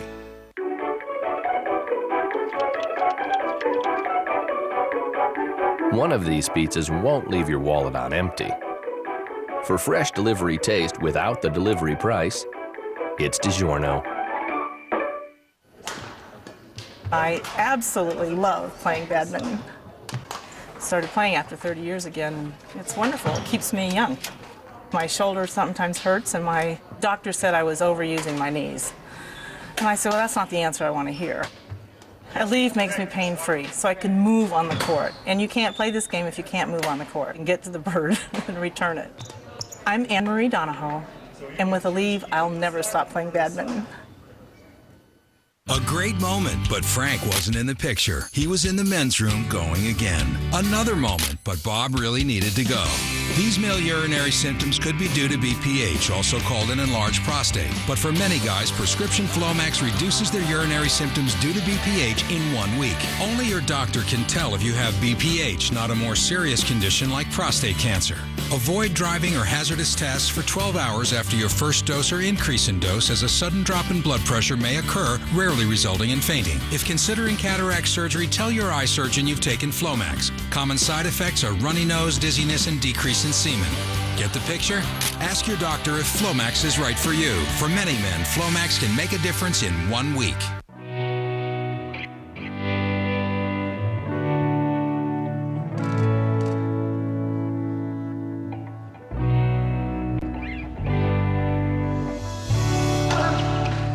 Imagine a place where the greatest come together and where the point never really ends.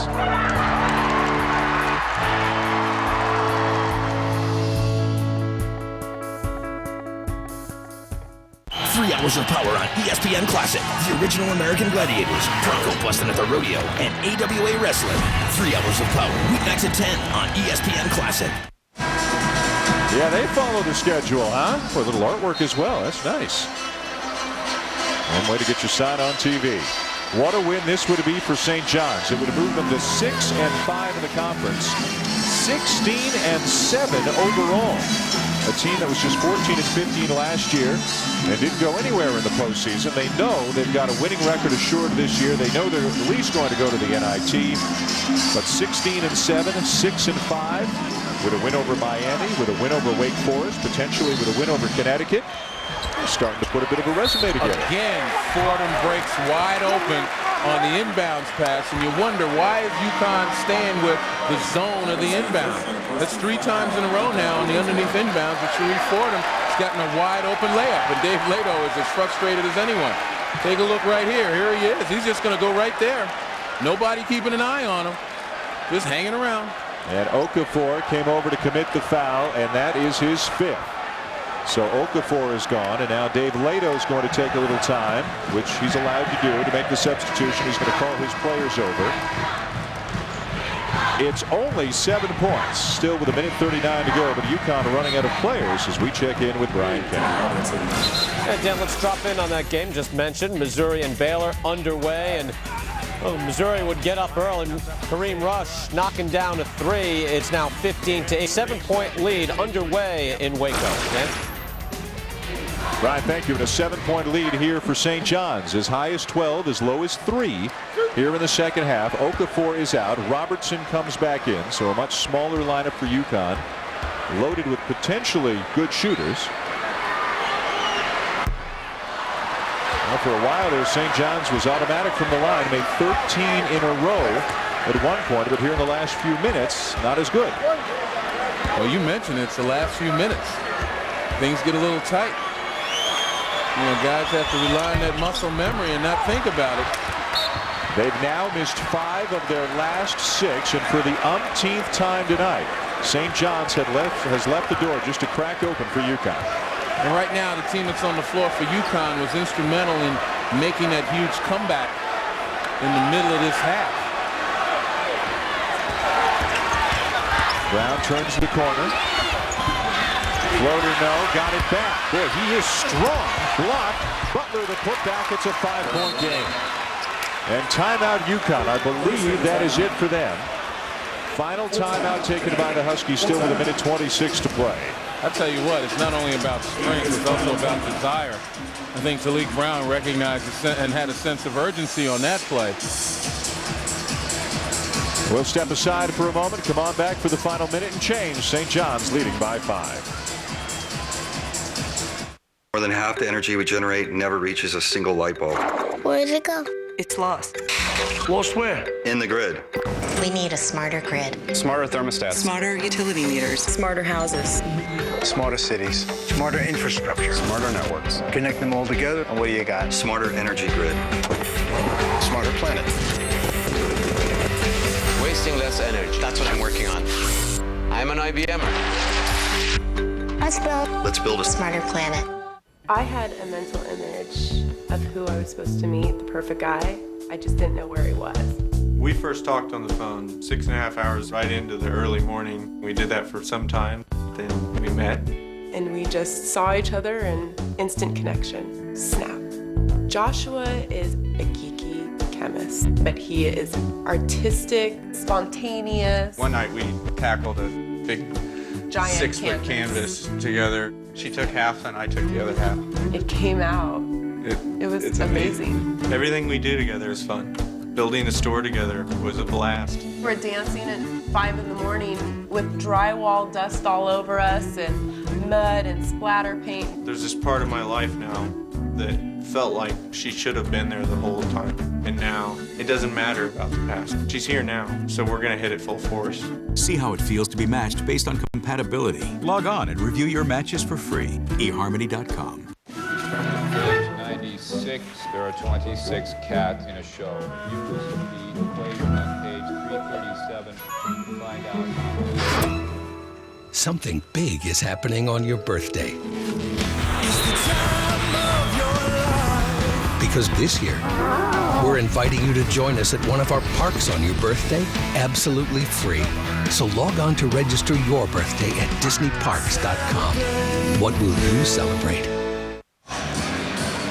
The Huskies just used their final timeout in an effort to come back and pull one out here against St. John's. Jim Calhoun ejected in the first half. Dave Lato teed up here in the second half. And keep in mind, St. John's leading by 5, and they've hit 5 technical free throws. I think Hatton missed 1 of 2 on the Lato technical, so that's another difference in this game. Both Calhoun and Lato feeling they were getting the short end of the stick from the officials.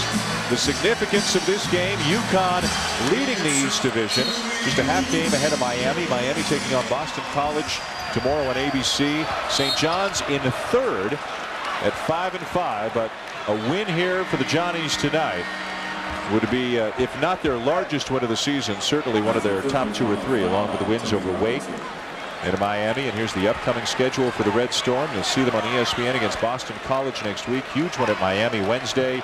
Notre Dame coming to town, and oh yeah, a trip to Duke.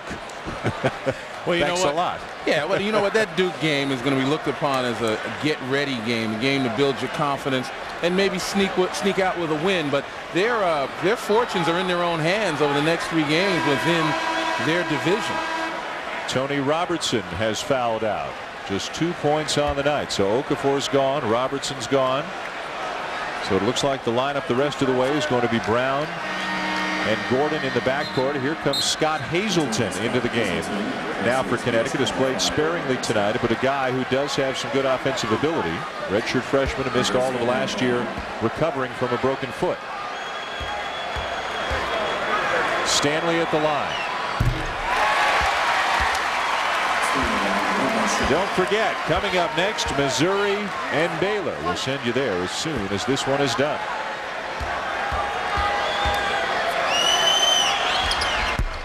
One of 2 for Stanley. Oh, what a battle, huh? I mean, the people grabbing and shoving under the basket. Well, there hasn't been a clean rebound, and I don't know when. Somebody's gotten a hand on it. Somebody's tipped one. And it's still 2-possession ball game. You're right.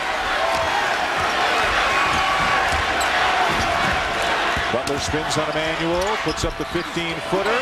Tap is good for Selvey. And that's what I mean. Selvey was taken out earlier on the offensive end and had Robertson in his place. That's the guy you need there who's going to put back the misses. Timeout St. John's. They will have 1 more timeout left. UConn is out of timeouts as the Huskies creep back within 4. And the way St. John's is starting to miss free throws, they'll let UConn back into the game again. This is more than my easy button. It's my save so much we can finally get new office chairs button.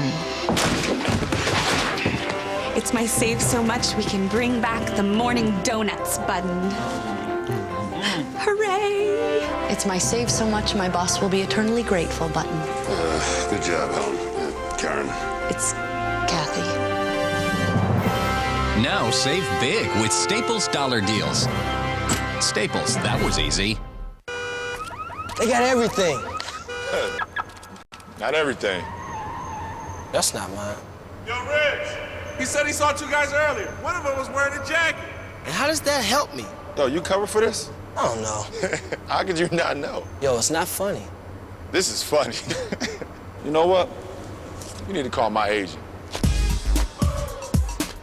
You should know you're covered. Come on, man. It's not mine. Call one of our 17,000 State Farm agents today. It starts with the spark of an idea.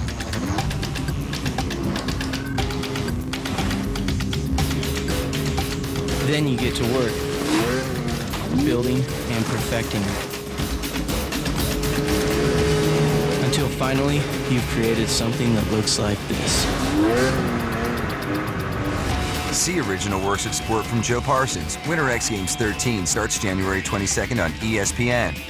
Are you one of the millions of people struggling to learn a new language? Thanks to our breakthrough software called Rosetta Stone, learning a new language is now incredibly easy and a whole lot faster. I've probably learned more in the first 2 weeks than I have in months of taking formal classes. Rosetta Stone is so fast and effective, it's used by the U.S. State Department, NASA, the U.S. Army, and Fortune 500 companies, and is the world's leading language learning software. It's almost like having your own person there teaching you, your own private tutor who is just very relaxed in your home with you, sitting there teaching you the language. Rosetta Stone is the fastest way to learn a new language. And to prove it, we'll send you our amazing demo CD, absolutely free when you call. This really is a great program. I believe that you can learn any language with this program. So call now or visit our website and see for yourself why Rosetta Stone is the fastest way to learn a new language, guaranteed.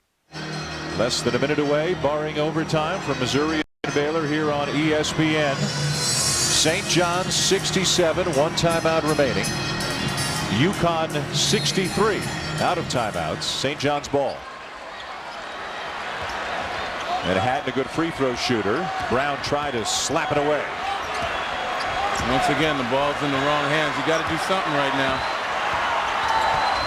Oh, they almost got him. A foul was called as the ball came loose. That's what I'm talking about. You got to say this. You got to call a foul when they foul him. Then there's an opportunity to take the ball, and then the foul's called, and you get an explosion. Right there's the foul. Right there's the foul. And now they have an opportunity to get it. It looks like he fumbles it, and then the foul is called. And again, you're not going to blame, if you're UConn and you lose this game, you can't blame that on the officials. You had your opportunity. But in situations like that, it's a question of consistency once again. And it's tough on that end. Certainly St. John's can put it all to rest by taking advantage of the opportunity given them. And they've got the right guy at the line. But I guess, again, as a fan watching this game, you can kind of empathize with Jim Calhoun and his frustration. And Dave Lato felt some of that same frustration in the second half. And certainly Mike Jarvis has seen some of it as well, as calls similar to that have gone against him as well. 24 points for Marcus Hatton. Where they get out on Gordon in a hurry, and then Hatton stops the clock. The last thing that Mike Jarvis wanted to see, because now Gordon shoots a couple. Yeah, Mike buried his face in his hands after that one, because I guarantee you, in the huddle, that's what he focused on. Guys, don't stop the clock to give them an opportunity to score. We don't need a foul. He's aging by the minute. He's winning.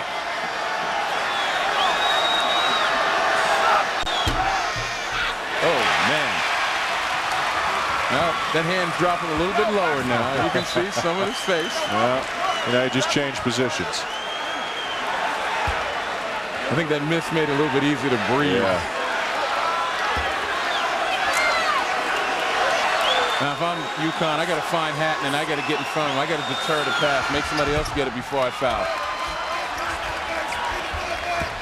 No, they get it into his hands. And then a foul in the corner. Again, UConn trying to trap, force him to give up the ball, but they commit the foul with 37.9 to play.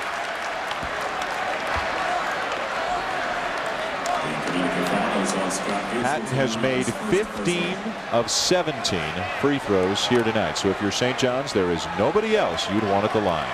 Well, absolutely, and he's been the guy throughout this game that's taken the brunt of the Connecticut defense and made things happen. I mean, you talk about Andre Stanley and his ability to do all the little things. Sharif Fordham using his guile to get loose balls. Emmanuel making big plays along the baseline.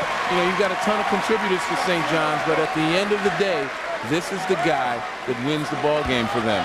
Not only with his scoring, his coolness on the line, but his ability to create for other folks.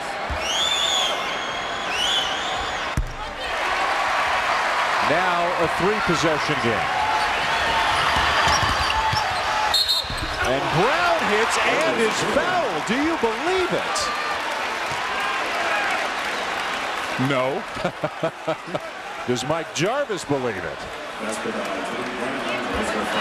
Malik Brown doing what he needs to do. Didn't look for a 3, took it, tried to get a quick 2.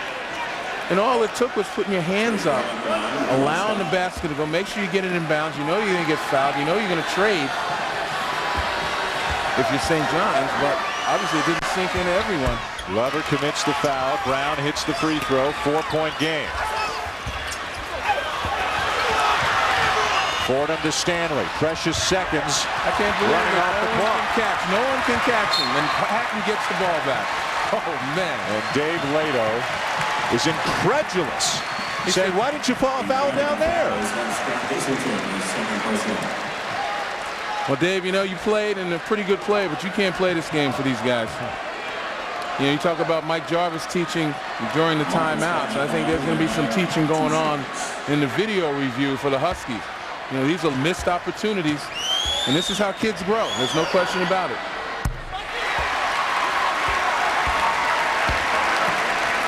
You can hardly bear to watch. He and Jim Calhoun and Dave Lato have all been through the ringer here tonight in what's been a very hotly contested and physical, scrappy game. A ton of fouls, turnovers. One last gasp, perhaps, for UConn. Gordon, no. Butler, yes. 3-point game. Glover looking for somebody to give the ball to. He can't find anybody, and now he has to go to the line. 68% on the season, 5 for 8 tonight. Well, if Anthony Glover wants to keep this from getting real interesting, all he's got to do is knock these free throws down. But I'll tell you, both of these coaches, while they have a lot to work on with their team, they certainly have a lot to be proud of. You know, if you're Jim Calhoun, Dave Lato, George Blaney, and the rest of the staff, these guys battled back from adversity. You know, particularly from the technical foul standpoint and the free throws made by St. John's. Oh boy, says Mike Jarvis.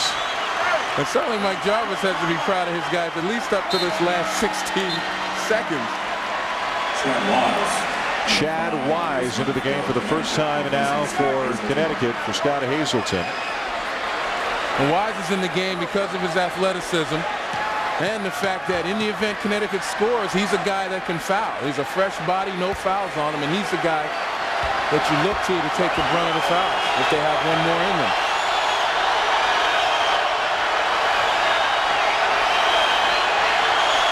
Missed it. A 3 can tie it for Connecticut. Brown wants Gordon, can't find him. Butler fouled. Caron Butler was fouled and will shoot 3 free throws. Oh, man. We have seen it all and then some just in the last 4 minutes of this game. We talk about being a teaching exercise. I think this is a semester's worth right here. Again, there's the play. Butler behind the 3. Get a hand in his face. That's all you got to do. You're not going to block this shot. And it was a senior, no less. Yep.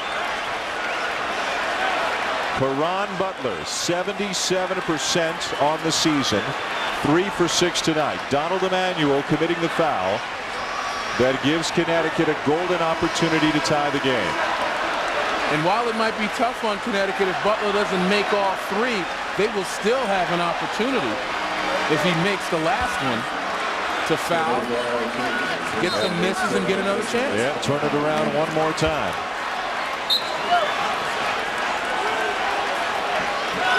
I just can't believe some of the things that have happened in this game. And most of them happening in the last few minutes. With 3.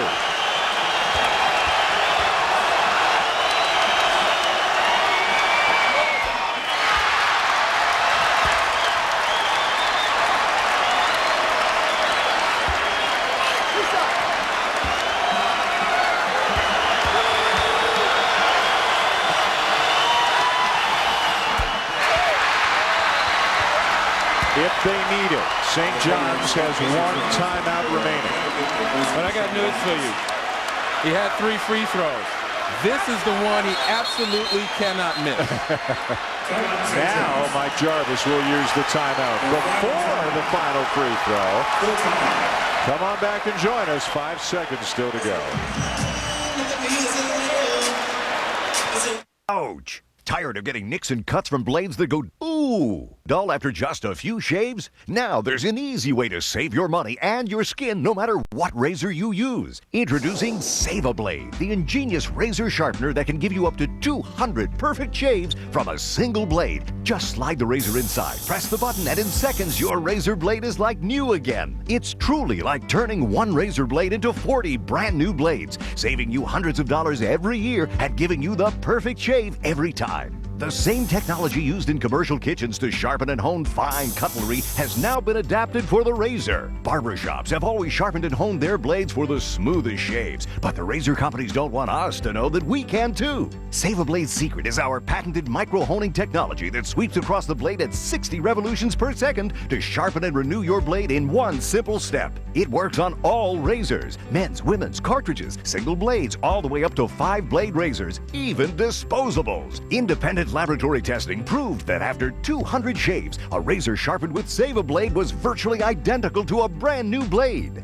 It's like shaving with a brand new razor every time. So why put up with the nicks and cuts from dull blades or spend extra money on those replacement blades that are so expensive when you can save your money and get a better shave with Save-A-Blade? As an added bonus, you'll also receive our deluxe His and Hers 18-piece grooming kit. It includes every grooming tool you need to always look your best. A $20 value, yours free. That's right, you get the Save-A-Blade razor sharpener and our deluxe 18-piece grooming kit, a $50 value for only $19.99. But wait, call now and get our $5 rebate offer. It's like shaving with a brand new razor every time. Call 1-800-519-2429 to order Save-A-Blade for $19.99 plus processing and handling and get $5 off after mail-in rebate. Or send check or money order to the address on your screen. That's 1-800-519-2429.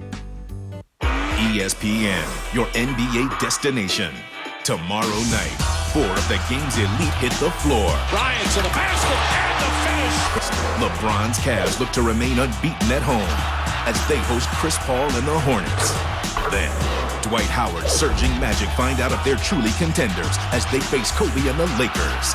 NBA Friday night doubleheader. Hornets, Cavs, and Magic Lakers. Coverage begins tomorrow at 7:30 Eastern on ESPN. Hard to believe after all this, all the fouls, Jim Calhoun getting ejected, a couple of silly free throws from seniors down on the other end of the floor. St. John's finally did it. They finally let Connecticut all the way back into the game, and they're potentially just one Caron Butler free throw away from this game being tied. Well, I wasn't overstating the issue. Of course you got to make it because you got a chance to tie. But with 3 free throws, he could have missed one. And as we said before, Connecticut would have had a chance to foul, go down, hope St. John's misses, and even if they made 2, had an opportunity to tie the game one more time. Now, if he misses, the ball is loose. There's an opportunity for St. John's to gain possession, throw it down the floor. Anything can happen while the time ticks away for Connecticut. So if he was going to miss one, it should have been early, but certainly not now. This one to tie.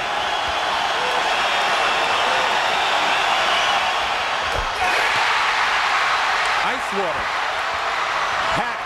Going for the win. Oh, and overtime is on the way.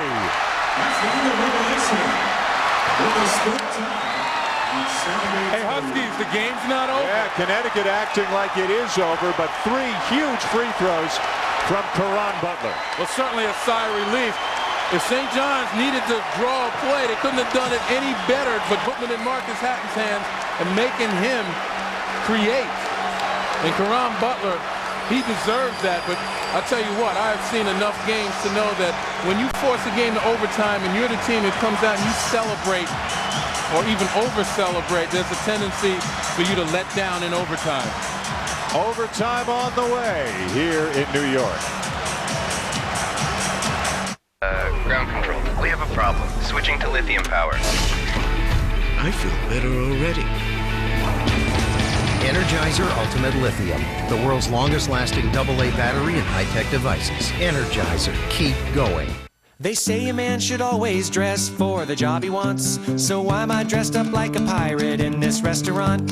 It's all because some hacker stole my identity. Now I'm in here every evening serving chowder and iced tea. Should have gone to freecreditreport.com. I could have seen this coming at me like an atom bomb. They monitor your credit and send you email alerts, so you don't end up selling fish to tourists in t-shirts. Offer applies with enrollment and Triple Advantage. When people compare the ingredients in these soups, 7 out of 10 would prefer to eat new Select Harvest. Progresso adds MSG. We don't. Real ingredients, real taste. Select Harvest. It starts with the spark of an idea.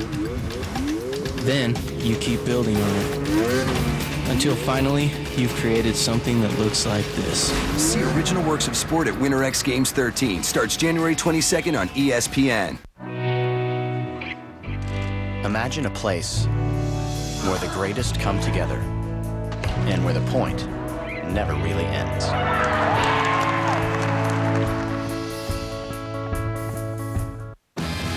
Why are smart investors moving all their money to Scottrade? $7 won't buy 2 lattes or a few gallons of gas. But with Scottrade, I can trade as many shares as I want, and it's still just $7.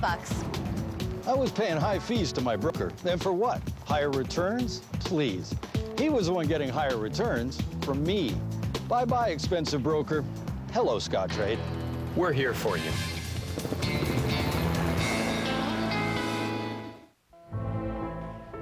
How dare you, shallow coat pocket? Shame on you, backseat of taxicab. Movie seat.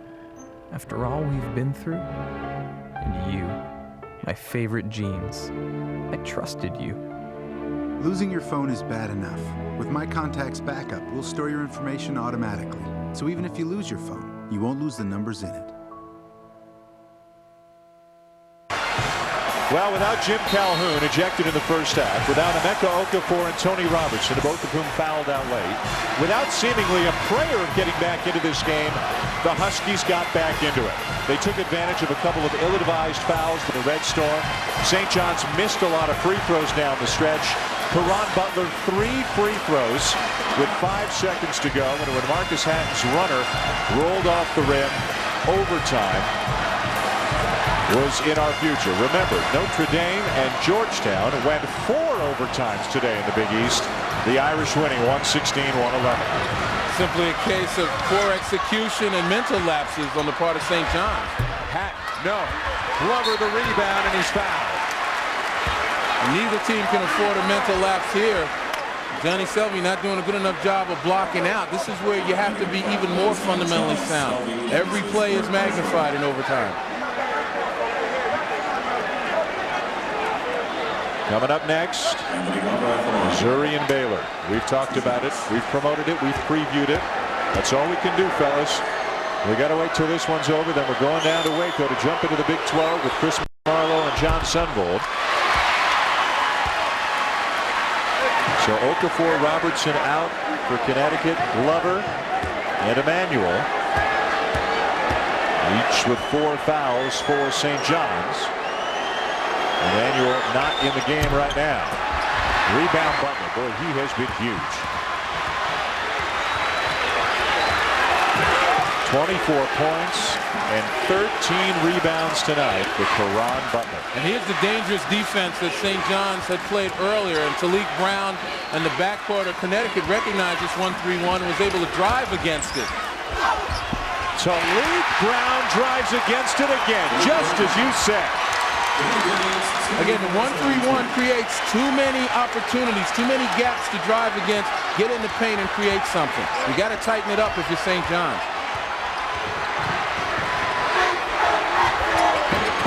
Nice job, nice ducking move. The foul is before the shot. Len, this lead that UConn has is their first lead of the entire night. Well, we talk about the zone. You take a look right here. You see the room. It takes too long for Glover to come over and help Hatton in that 1-3-1 zone.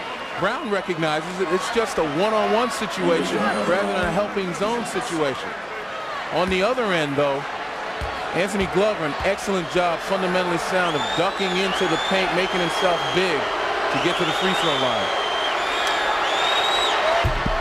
Where tonight he is now 7 for 13. Mike Hayes back in for Connecticut. Scott Hazelton's going to go out. The Red Storm went through a stretch late in regulation where at one point they missed 6 of 8 free throws. I'll tell you, this is where UConn misses Okafor the most. In situations like this where St. John's is looking to get inside the paint. You don't have that deterrent. Rebound Fordham. Nice hustle. Gordon to the floor. Nice a tie-up, and it's UConn ball. Well, you give Ben Gordon a terrific amount of credit that time. It looked as though Fordham had possession. He could have just as easily given up on it. But as soon as Fordham fumbled for a moment, and how's that for a tongue twister? Gordon was the man on the spot. Some kind of effort being displayed by both teams here tonight. Every play, it seems, ends with a couple of players on the floor. St. John's wants to stay in at 1-3-1. It may ultimately be their undoing. Gordon at the top right now. Steps in. 15-footer is good.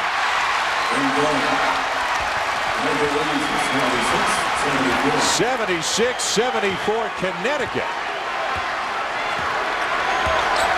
Can't let him turn the corner. Johnny Selby. Got it off the glass. Huge bucket for Marcus Hatton. 29 for Hatton. Johnny Selby stepped out to try to help on Hatton, but Hatton was able to get past Selby, turn the corner, and get into the paint. Selby's job was to keep him from turning the corner. Again, we talk about execution. Like more of a 2-3 now, Len, than the 1-3-1 you were talking about. Well, absolutely. They've tightened up right now. They've gotten a man in the middle. That man in the middle is Kyle Cuff. And he's got help behind him. Here's Brown. Boy, nice little stutter move there. Can't finish. Offensive rebound for Butler, and he's fouled. And you talk about a guy who's considered an All-American, potential Player of the Year candidate in the Big East. Just a sophomore, but the unquestioned leader of this team. And he has played like all that and more here tonight. Well, absolutely coming up big. Not only did he hit 3 consecutive free throws to tie this thing, but that offensive rebound was huge. Timeout on the floor. Butler to the line when we come back.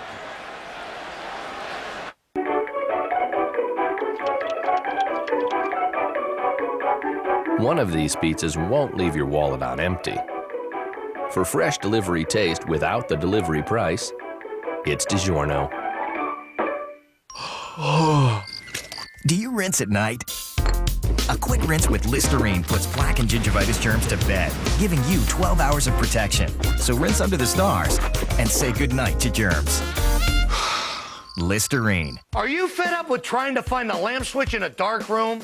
Tired of getting out of bed every night just to turn off the light? Hi, Billy Mays here for the Handy Switch, the new wireless light switch that lets you control any lamp from anywhere. Just pick the lamp you want to control and plug it into the remote receiver. Then simply peel and press the Handy Switch in place. It's that easy. And because it's wireless, there's no tools or wiring to worry about. Place a Handy Switch on the wall where you enter the room, or next to your bed so you don't have to get up to turn off the light. Place one upstairs so you don't have to go back downstairs. The powerful radio frequency lets you control any lamp up to 50 feet away. Just plug the lamp into the receiver and place the Handy Switch where you want it. And because it's wireless, you can put a light switch where you never had one before. Perfect in a child's room to put the light switch within easy reach. Or how about turning on all your holiday lights with the flick of a switch. You could even put one in your car so you could turn the lights on before you go inside. With Handy Switch, the switch you need is always right at hand. So stop stumbling around in the dark looking for the switch, and stop getting out of bed just to turn off the light. Call now and you'll get the Handy Switch for only $19.99. You'll also receive our Handy Stick-Up Light absolutely free. Just peel and place in a closet, under a cabinet, anywhere you need extra light. Yes, you get the Handy Switch and the Stick-Up Light, both for only $19.99. But call right now and we'll double this entire offer. Just pay separate shipping. That's right, you get 2 Handy Switches, 2 remote receivers, and 2 Stick-Up Lights, all for only $19.99. But you can only get this special 2-for-1 offer by calling now. To order Handy Switch, have your credit card ready and call 1-800-469-7103. That's 1-800-469-7103. Call now. ESPN, your NBA destination. Don't miss a doubleheader featuring Hornets Cavs, followed by Magic Lakers. Coverage begins tomorrow at 7:30 Eastern. Back here in New York, sellout crowd. Doesn't look like anybody's left. Tied at 76 in overtime. No charge timeout on that last play. Anthony Glover committed the foul on Caron Butler. Glover's gone. The first St. John's player to foul out tonight. Okafor and Robertson gone for a while now for Connecticut. And back to the line for the Huskies goes Caron Butler. 24 points, 14 rebounds for Butler. Well, we were told it was about 60% St. John's, 40% UConn, and you could hear the ebb and flow of the cheering as the night went along. And I think everybody's gotten a good night's worth of enjoyment out of the basketball game here tonight. But talk about a demoralizing loss for whichever team loses this game, especially if St. John's goes on to lose this game after the lead they let slip away. And not only that, Len, the way they let it slip away with bad fouls and bad free throw shooting. Well, I agree with you. The loser of this game, if it's St. John's, they're going to take it a lot harder than Connecticut. I will say this, though. You talk about a loss at this moment in time. Anthony Glover on the bench is a huge loss for St. John's because he's their only legitimate post-up player, a guy who complements Marcus Hatton inside. Takes a lot of pressure off him when he can duck in and get the ball in the paint and create foul situations. Glover out, Eric King now in. Donald Emmanuel hasn't played ever since he committed that foul on the three-point attempt by Butler at the end of regulation. Hatton, no. Butler rebound, 15th on the night, almost stripped by Fordham.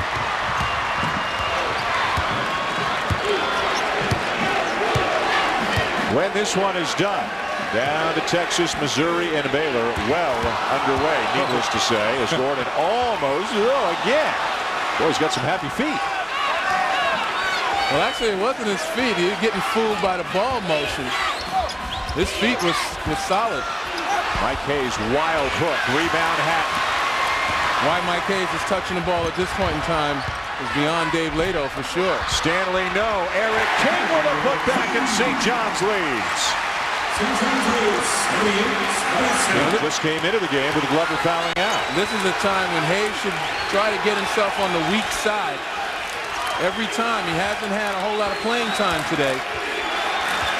You know, he's not in the flow, but certainly he can rebound. Butler's open there on the wing.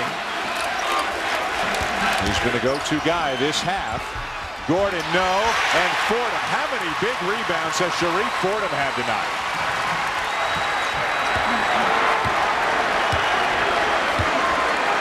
Now again, good poise from Marcus Hatton. Rarely out of control.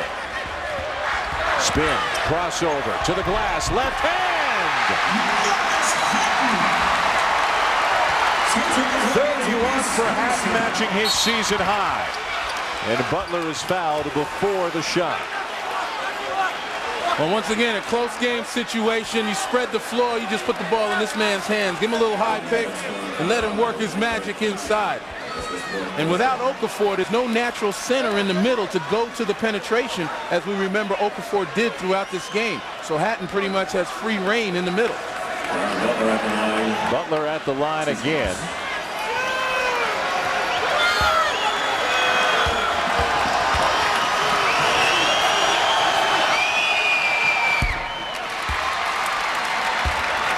Each team with one timeout. Just over a minute to play. He's relaxed, huh? He's supposed to be smiling. This is fun. 2 big ones again. What would you rather be doing? Not much. You know, ask some of these kids what they'd rather be doing. Playing a game like this in front of this kind of crowd. Yeah, they could be out working. That's right. So could we, you know. Pretty fun for us, too. Hatton finds Fordham. Still plenty of time on the shot clock. Oh, pass to Stanley. And now, back to the QB. Tip, no. Follow, yes! Kyle Kopp. Brown trying to go all the way is stripped. And they're still not fouling. Well, they got it. They got it. Do you believe it? That tip by Kopp was the 4th shot attempt in that sequence. Once again, we talked about the fatigue factor, and it tells on the offensive glass. Mike Hayes just got muscled underneath. He got pushed around, there's no question, and he had no help.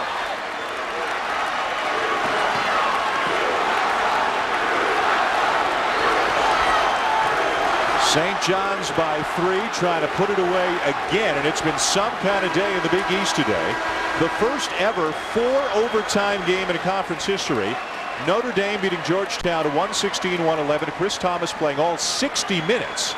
22 points, 12 assists. Mike Sweetney, 35 points and 20 rebounds for Georgetown. Villanova with a very big win for them and for the conference, beating UCLA by 1. Brooks Sales with a couple of big free throws late. And Seton Hall hanging on down into Morgantown to defeat West Virginia 85-79. Tomorrow, ABC, 2:30 Eastern, regional coverage, Miami and Boston College in a big game in the Big East Division. And again, if Connecticut loses and Miami wins tomorrow, then you've got yourself a new leader in this division, but there is still a month of basketball to go. St. John's tonight, 22 offensive rebounds, 3 of them in that last sequence, ending with the tap by Kyle Kopp. Talik Brown has fouled out of the game. Marcus Hatton back to the line. Look at how many shots he's missed. He's doing all his damage from the line. Well, absolutely. Again, he's the guy that has been able to handle the ball and make things happen. And UConn hasn't done a very good job of denying him the ball. If you're going to live with him having possession, he's going to put you away in these types of situations. 33 points for Marcus Hatton, a season high. History suggests it ain't over yet. Wise looking for Gordon for 3. Can't find Gordon, so he goes inside, and Selvey bangs one home. Timeout, Connecticut. Hey, you got to give Chad Wise some credit now for a guy who doesn't play an awful lot. In fact, very little. He was very cool under pressure with the ball. He could have just as easily hoisted it up and ran in the locker room. Now we showed you the standings in the East Division in the Big East Conference. Let's look at the West after that big win for Notre Dame over Georgetown today. All of a sudden, not all of a sudden, but the Irish have won 5 in a row, and they're a major factor in this conference right now. Mike Bray's team playing very well. 17-6, 7-3 in the conference. Pittsburgh and Syracuse, by the way, will play tomorrow. And then you look at the middle of this conference. Teams like St. John's, like Georgetown, like Rutgers, like Seton Hall, like Boston College, like Villanova. They're all scrapping away, trying to make a move on the leaders. If you tuned in 48 minutes ago looking for Missouri and Baylor, we had a little bit of extra action here tonight in New York, and we're going to the Big 12 when this one is done. Well, the team that lost the lead at the end of regulation in the lead right now, and the team that celebrated at the end of regulation, and you can understand, given the deficit they overcame, they're in trouble right now. Mike Jarvis, who has to be 5 years older now than he was about 3 hours ago, his team is on the verge of a huge win for them. Well, again, I mentioned that at the end of regulation, the team makes a valiant effort, a monumental effort to tie it. Usually has kind of an exhale factor. the pressure is off. They feel better about themselves, but they also lose that discipline, that momentum that it took to get them to that point. And it seems that UConn essentially went flat once overtime began. And certainly St. John's continued to attack. They recognize what got them there. They recognize their not-so-secret weapon in Marcus Hatton and how to use them, and they've done it to perfection in this overtime period. And they couldn't keep the ball out of Marcus Hatton's hands, so he's going to go to the line again. Marcus Hatton in the line, and have 2 shots. He is 1 made free throw away from the new Big East record. 21 made free throws, knocking Danielle Marshall out of the record book. How's that for a bit of irony? Yeah.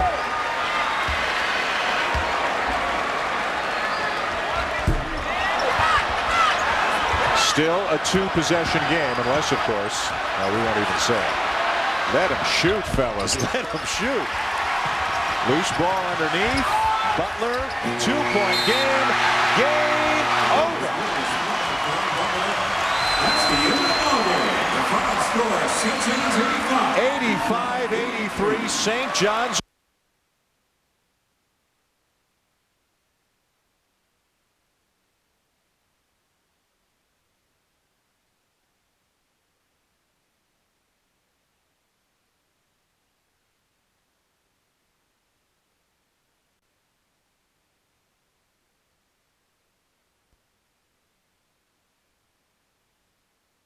Phone bill feels like to you?